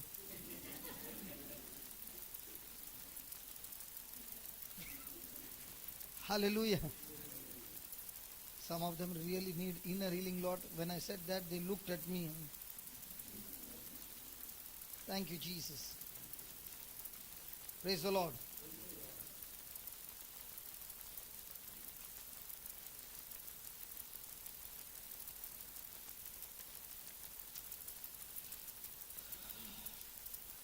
So let's go to Gospel of John 12:24. How much time we got? What's the time? 9:15. Okay. John 24 to 26. Verily, verily to you, except, now there's a condition. Hello, there's a condition. Except a corn or wheat fall into the ground and die, it abideth alone. But if it die, it brings forth much fruit. When is Jesus saying these words? Just give me 20th verse. I think 20. When the Greeks came. Same, 20. No, 24, the same chapter 20. Same chapter 20th verse. That's what. There were some Greeks. Who came? Hello, who came? Greeks or Jews? Greeks, they came among them that came to worship at the feast. Then 21. The same therefore came to Philip, which was of Bethsaida of Galilee, and desired him, saying, Sir, we would see Jesus. How many people come to you and say, I want to see Jesus? Why do you think these Greeks came and told Philip, I want to see Jesus? Well, they must have seen Philip very close to Jesus. Sometimes you don't get an entry to meet the main person. So you're looking around, who is the small fellow from where I can get some entry? Come on, that was there during Jesus' time as well. Okay. Then, Philip came and told Andrew. He could not fix it. So he went and spoke to Andrew. And again Andrew and Philip went and told Jesus. And Jesus answered them, saying, The hour is come that the Son of Man should be glorified. Jesus, they have come to meet you. The hour has come that the Son of Man should be glorified. Jesus, these Greeks are interested. They want to meet you. The hour has come. What kind of answer is that?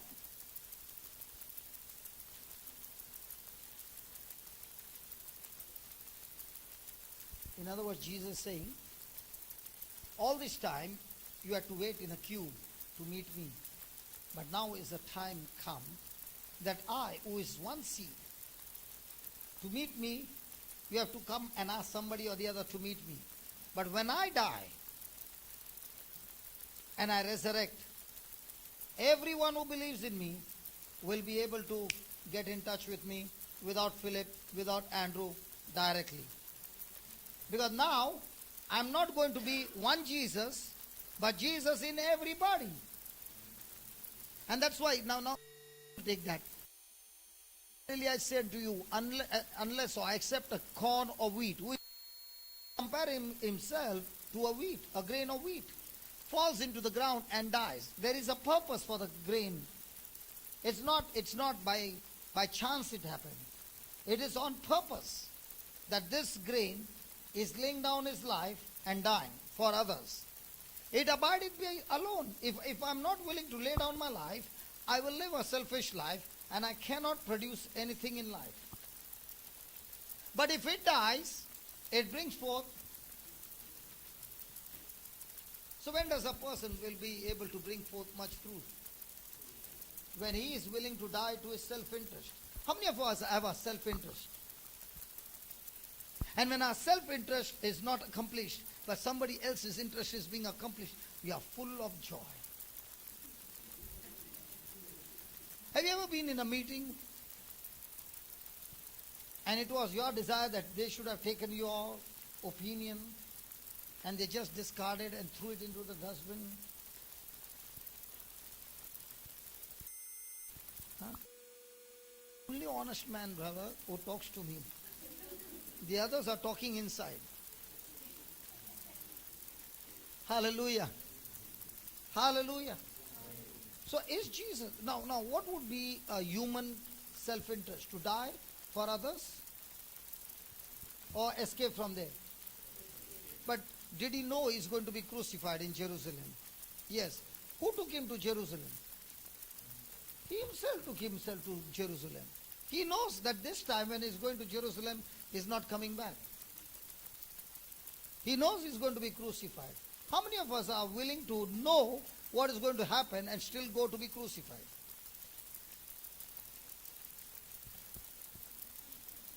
Hmm?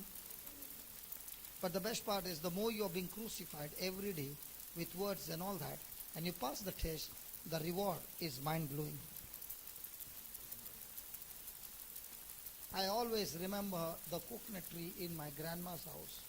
Amazing coconut tree. Nobody will have such a coconut tree. It was a hybrid coconut tree that my great great grandfather had planted. I think grandfather had planted. I'm not sure. And he had planted in such a place that every day one coconut tree was eating only leftover food with all the dishes being washed and giving leftover food, and then with charcoal they would wash that vessel and that water only would go to him. And the other side was a coconut tree that always got soap water. Grandfather, as long as grandfather was there, the coconut tree was faithful, gave coconuts with water. But after grandfather died, praise God, when we opened, all dirty water, soap water inside.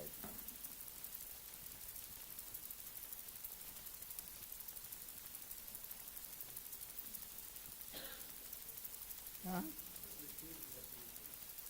Nahi re baba. This coconut tree had a good filtration plant. You give him soap water, always sweet water. And also motu. It got so used to that soap water that it made a filtration plant. How many of you have ever worn pearls? Have you ever seen women wearing pearls? Men wearing pearls? कभी आदमी को देखा Perl मोती पर नहीं देखा है. Why do women wear pearls? Because they are telling the world we are victorious, like the oyster. Do you know how the pearls are done? How the pearls are? The oyster, while eating, by mistake, a grain of sand goes into the mouth. Once it goes out inside, it cannot come out. It cannot spit. So, has anybody had a grain of sand in your footwear? It's so smooth, no? Huh? Irritating. Poking, no?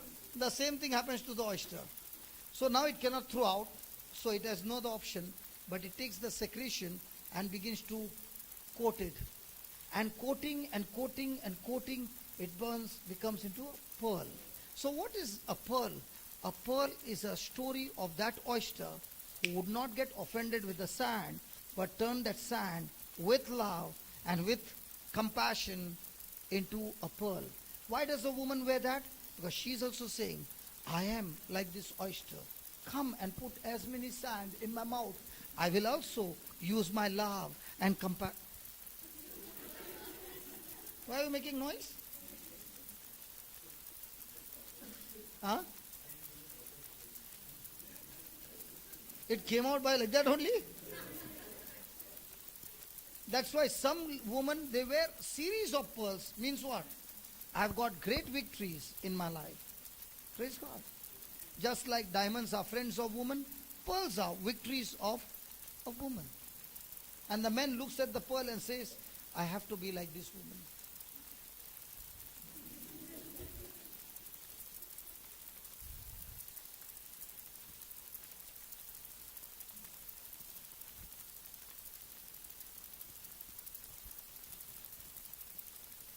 Praise God. Thank you, Jesus. What happened? In Africa, what happened? There's some story of Africa. There's an Indian pearl. In India, we have a lot of pearls. And different colors, different shapes. Not there? Why are you not looking at me? Look, Ray. नहीं है क्या? मोती नहीं है? See, in those days pearls were very expensive. Sometimes the oyster by accident would get into a pearl. What did man do? He goes down, opens the mouth and puts the sand. Compulsory. Poor oyster has to produce the pearl. So what does the husband do? Open the mouth of the wife and put sand. Why? Because he knows the wife will turn it into a pearl. Now you know why husbands are so irritating? Because they want the wife to turn that irritation into a pearl. And what does the wife do? She also puts the sand inside the husband because she's also feeling my husband will turn into a pearl. And we are already Christians. So we are full of love. We can definitely turn into a pearl. Praise God. That's why Jesus said this. So do we have opportunities to turn our offense into pearl? Do we have an opportunity to turn our life by laying down our life, receiving the life of Jesus, receiving His word, receiving His desire, ready to crucify our self-interest? And when we do that, praise God, it turns into life in abundance. So please write down. Thanks, Tony. Write down. You must die to your self-interest.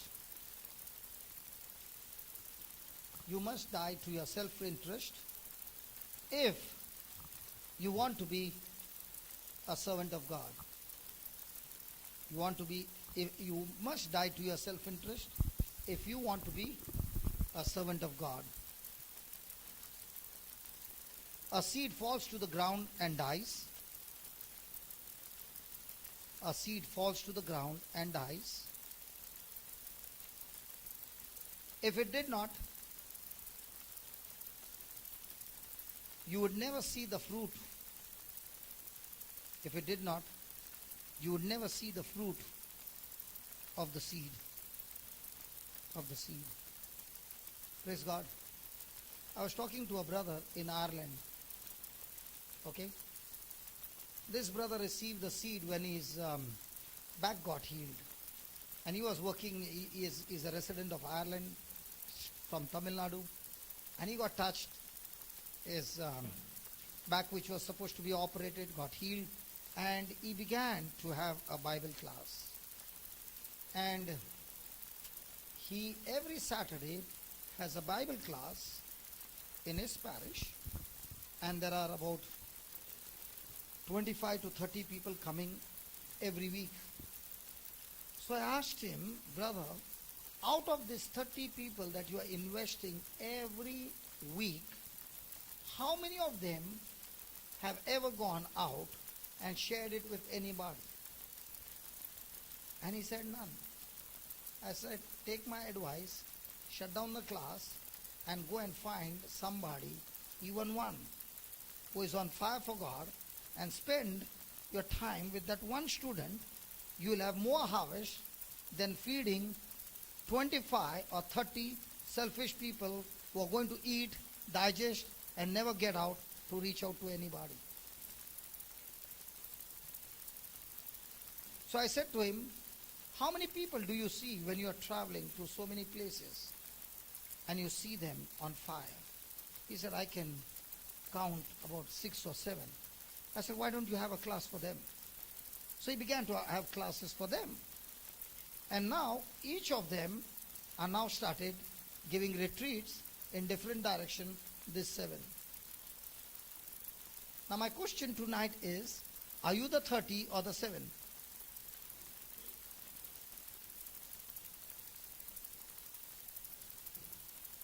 And if you're the 30, then thank God when Jesus chose the 12, He did not choose the ones like the 30. If He had to choose like that, the gospel would have got over the day Jesus died. And after resurrection and after Pentecost, they would have had a good time and they would have gone into fishing and used the anointing to catch more fish.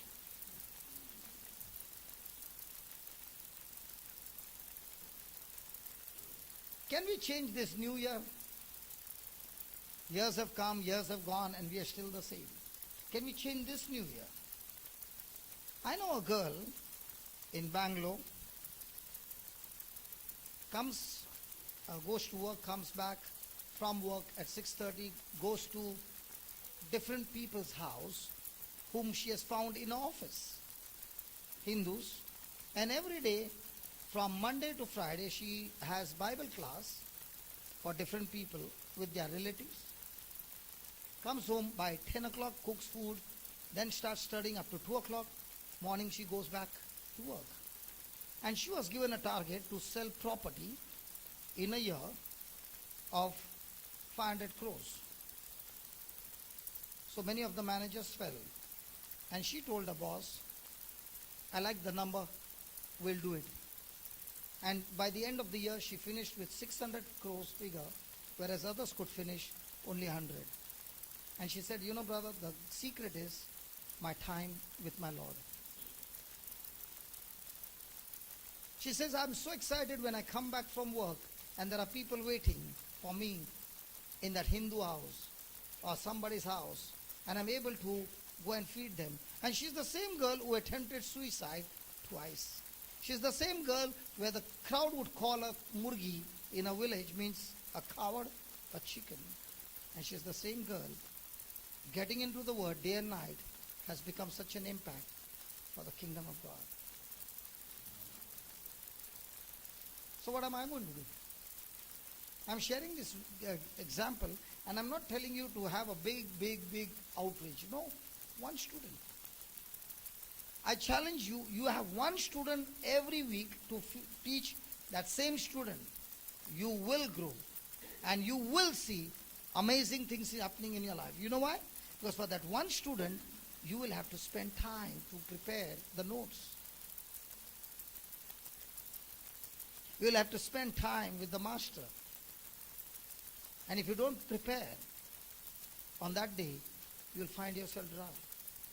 And when you're preparing, you begin to realize the Spirit of God teaching you, when you are actually teaching so many new things.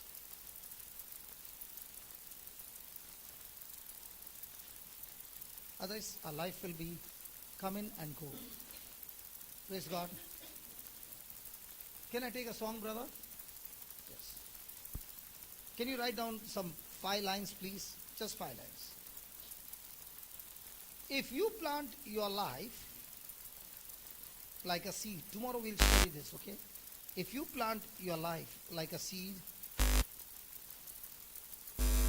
then God's, once I connect it, the noise will go. If you plant your life like a seed, then God's life will be expressed through you. Then God's life will be expressed through you.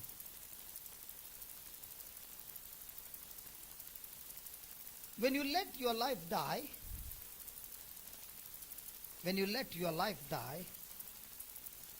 you become a servant.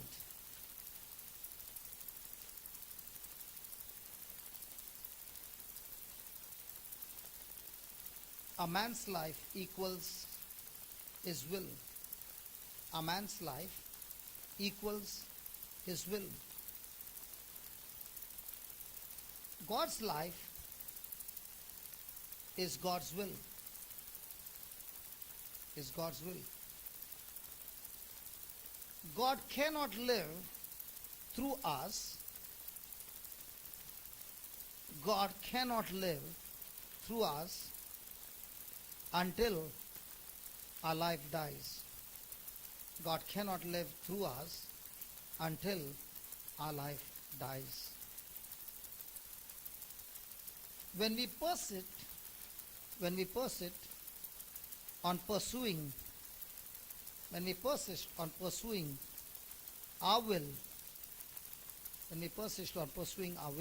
over God's will for our life, we demonstrate selfishness.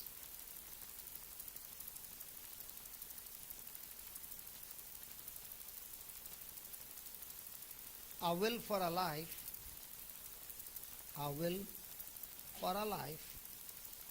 must die so that God's will can live.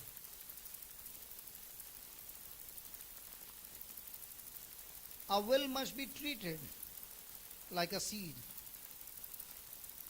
Our will must be treated like a seed that is planted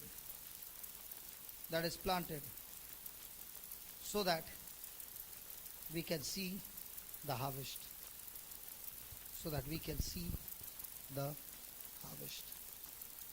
Praise God. Can we just close our eyes and reflect on all that we studied?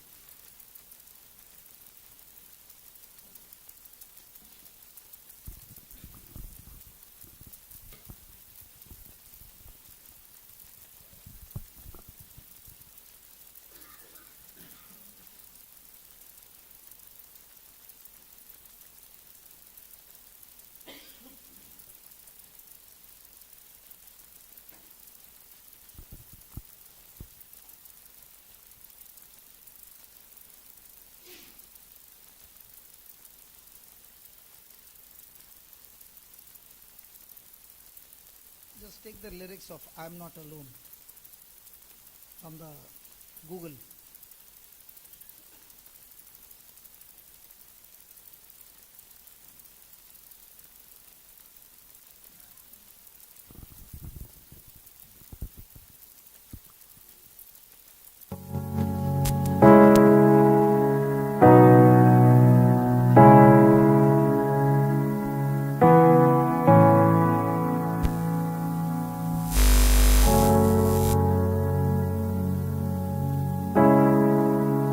We have been listening to the Word of God. Let's tell the Lord, Lord, teach me to die to my interest. Teach me, Lord, to die to my selfishness. Lord, you cannot live through me unless I myself willingly lay down my life for you. My friend, speak to the Lord. He's here.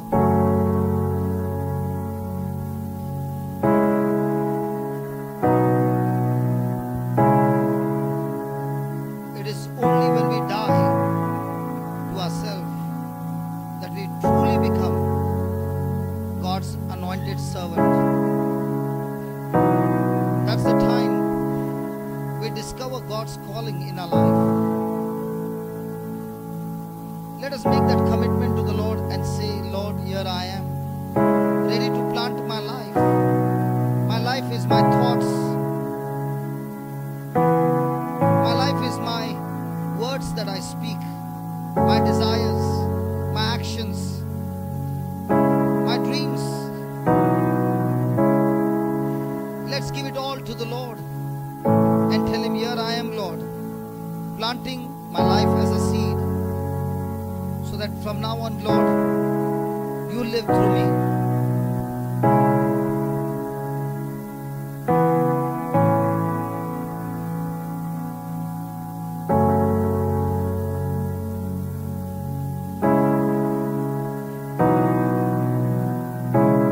When I walk through deep waters, I know that you will be with me.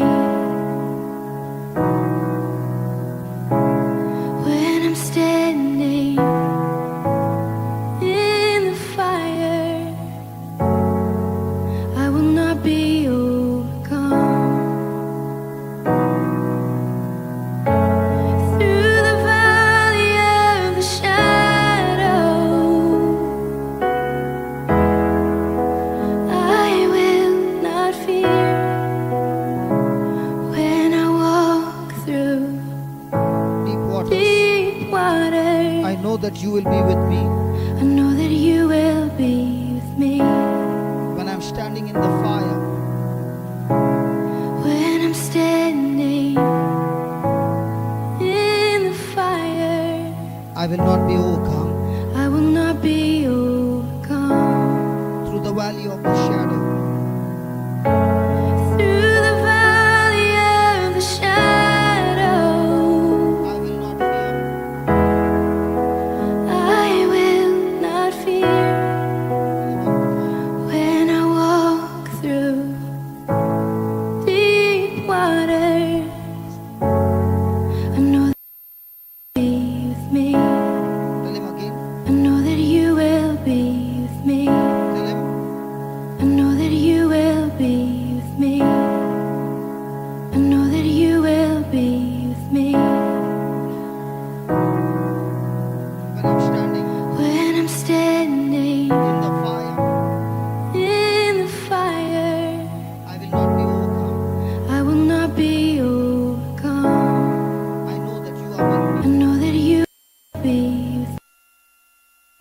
standing in the fire, when I'm standing in the fire,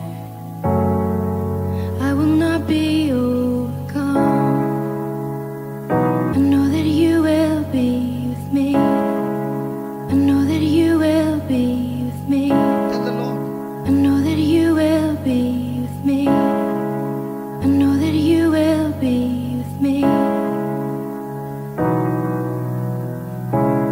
When I'm standing in the fire, I will not be overcome. I will not be overcome. Through the valley of the shadow of death, Through the valley of the shadow, I will not fear. I will not fear. Why? I am not alone. Tell the Lord, I am not alone. you will go You before me. will go before me. You will never leave me. I am not alone. I am not alone. You will go before me. You will never leave me. I am not alone. Tell the Lord, I am not alone. You will go before me. You will never leave me. one more time. I am not alone. I am not alone. One more time. I am not alone. I am not alone. One more time. I am not alone. I am not alone. You will go before me. You will never leave me. You will go You before will go before me. You will never leave me. One more time. You will go before me. Oh yes. You will never leave me. Come on. You will go before me. Yes, Lord. You will never leave me. Oh, come on. You will go before me. You will never leave me. I am not alone. I am not alone. You will go before me. You will never leave me. In the midst of deep sorrow, In the midst of deep sorrow, I see your light is I breaking. see your light is breaking through. One more time. In the midst of deep sorrow, Tell the Lord, I see your light I breaking. see your light is Oh, yeah. breaking through. In the midst of deep sorrow, come on. In the midst of deep sorrow, I see your light is breaking through. I see your light is breaking through. One more time. In the midst of deep sorrow, I see your light is breaking I through. see your light is breaking through. Come on, see the light is breaking through. I see your light is breaking through. I see the healing breaking through. Come on. I see your light is breaking through. In your health, I see your light is breaking through. in your marriage, I see your light is breaking through. in your relationship, I see your light is breaking through. in your children's life, my friend, I see your light is breaking through. in the life of your parents, I see your light is breaking through. in your office where you're working, I see your light is breaking through. in your weaknesses, I see your light is breaking through. in times of hardship, I see your light is breaking through. in hardship and tribulations, I see your light is breaking through. in times of false accusation and unjust suffering, I see your light is breaking through. in times of sorrow and pain, I see your light is breaking through. in times of persecution,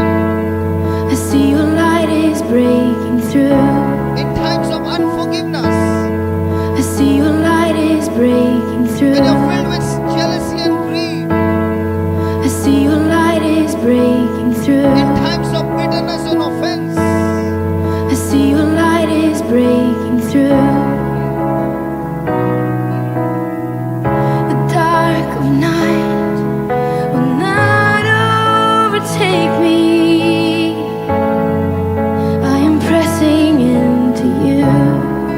the dark of night The dark of night will not will overtake me. not overtake me. Why? Why? I am pressing into you. One more time. The dark of night will not overtake me. I am pressing into you. Oh, the Lord will fight. Lord, you fight my every battle.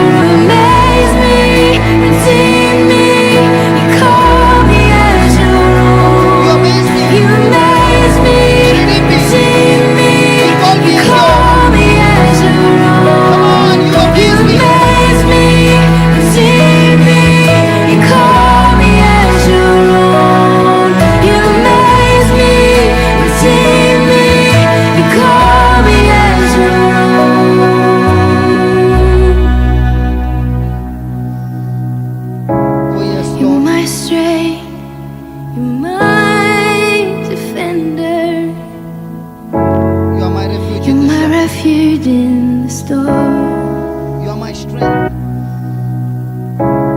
You're my strength. You're my defender. You're my refuge in the storm. Tell him one more time. You're my strength. You're my defender. One more time. You're my strength. You're my defender. Come on, one more time. Say it. You're my strength. You're my defender. Believe as you say those words. You're my strength. You're my defender. You're my strength. You're my defender. You're my refuge in the storm. One more time. You're my strength. You're My- my defender. You are my refuge in the storm. You're my refuge in the storm. Come on, one last time. You are my strength, You're my strength. my defender. My defender. You are my refuge in the storm. You're my refuge in the storm. Oh yes, Lord.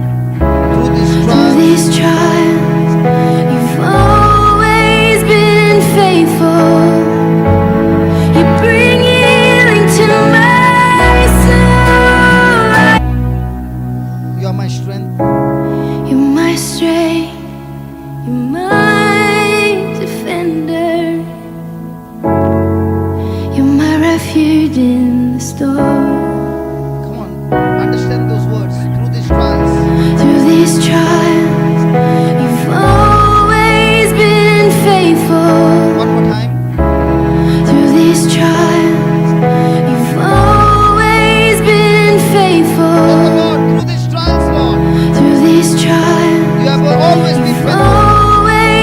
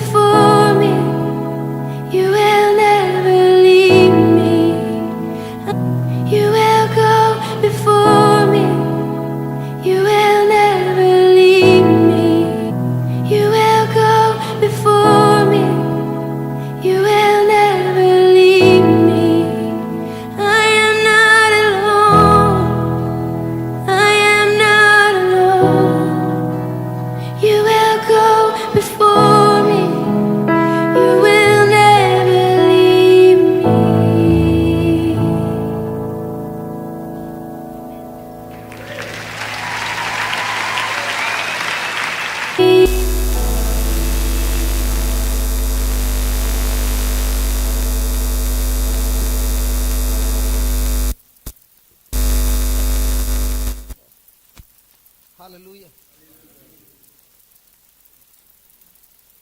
Did you say you are not alone? And do you believe it? So he who is in you is greater. And he who is in you will teach you to die. But that's what he did. And he is the one who goes before us. And he will never leave us. Hallelujah. Hallelujah. Thank you, Jesus. Come on, can we give the Lord a big hand?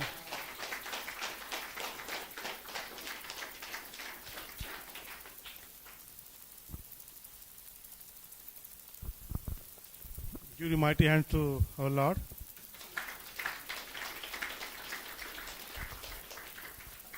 And also give hands for Brother Johnson for giving precious time. Well, today we are celebrating birthday of Brother Xavier. So we will cut a cake. Brother Xavier, please come forward.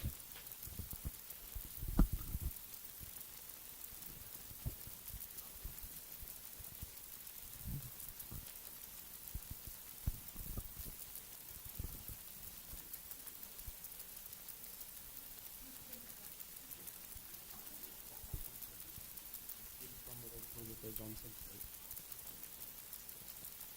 We will say the prayer for Brother Johnson. Please raise your hand. Father God, we thank you. For the last 3 days, you have been teaching us on servanthood. And it's a challenge, you Lord, for us that unless we die to our life willingly, we can never become the servants of God.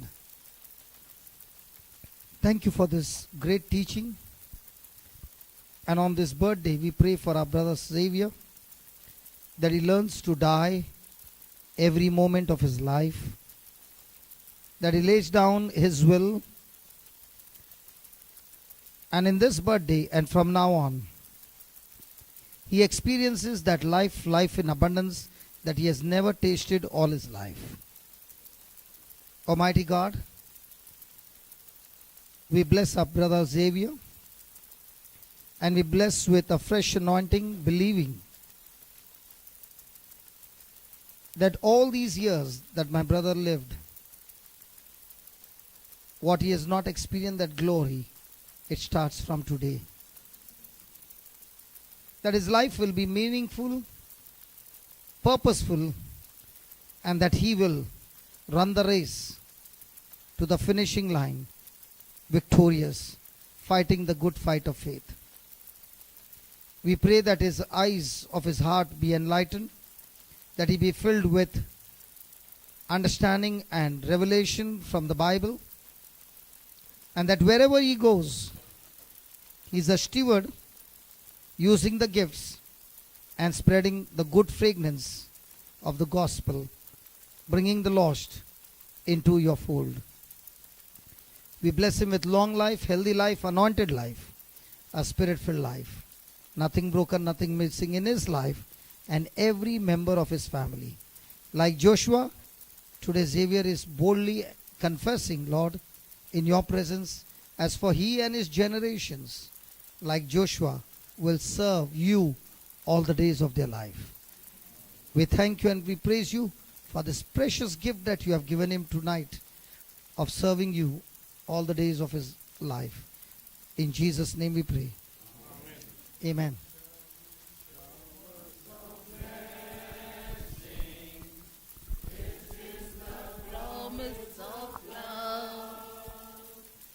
There shall be seasons refreshing, sent from the Savior above.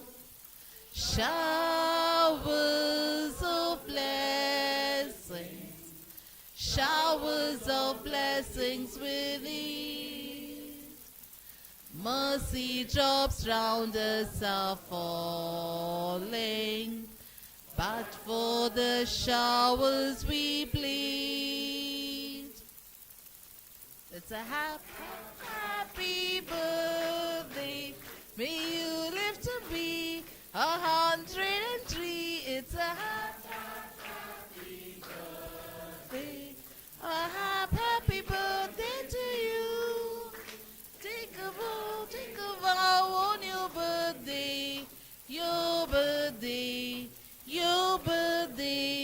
Show them how on your birthday.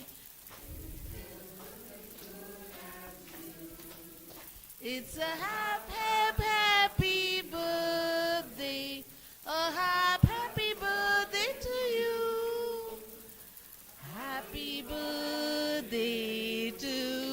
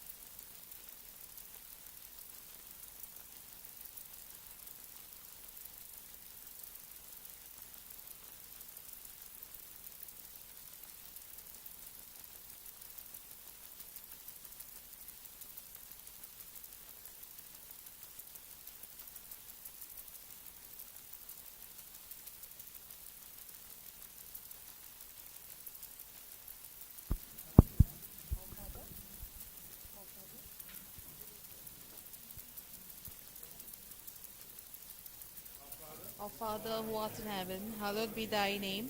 Thy kingdom come, thy will be done, on earth as it is in heaven.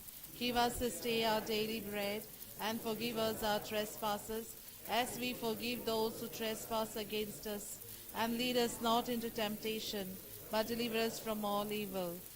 Hail Mary, full of grace, the Lord is with thee. Blessed art thou amongst women, and blessed the fruit of thy womb, Jesus. Holy Mary, Mother of God, pray for us sinners, now and at the hour of our death. Amen. Hail Mary, full of grace, the Lord is with thee. Blessed art thou amongst women, and blessed the fruit of thy womb, Jesus. Holy Mary, Mother of God, pray for us sinners, now and at the hour of our death. Amen. Hail Mary, full of grace, the Lord is with thee. Blessed art thou amongst women, and blessed is the fruit of thy womb, Jesus. Holy Mary, Mother of God, pray for us sinners, now and at the hour of our death. Amen. Glory be to the Father, and to the Son, and to the Holy Spirit, as it was in the beginning, is now, and ever shall be, world without end. Amen.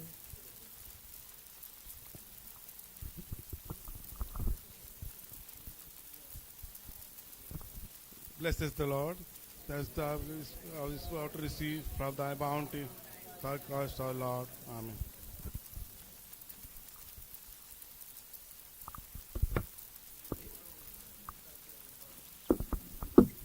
Yes, tomorrow you are starting at 6:30.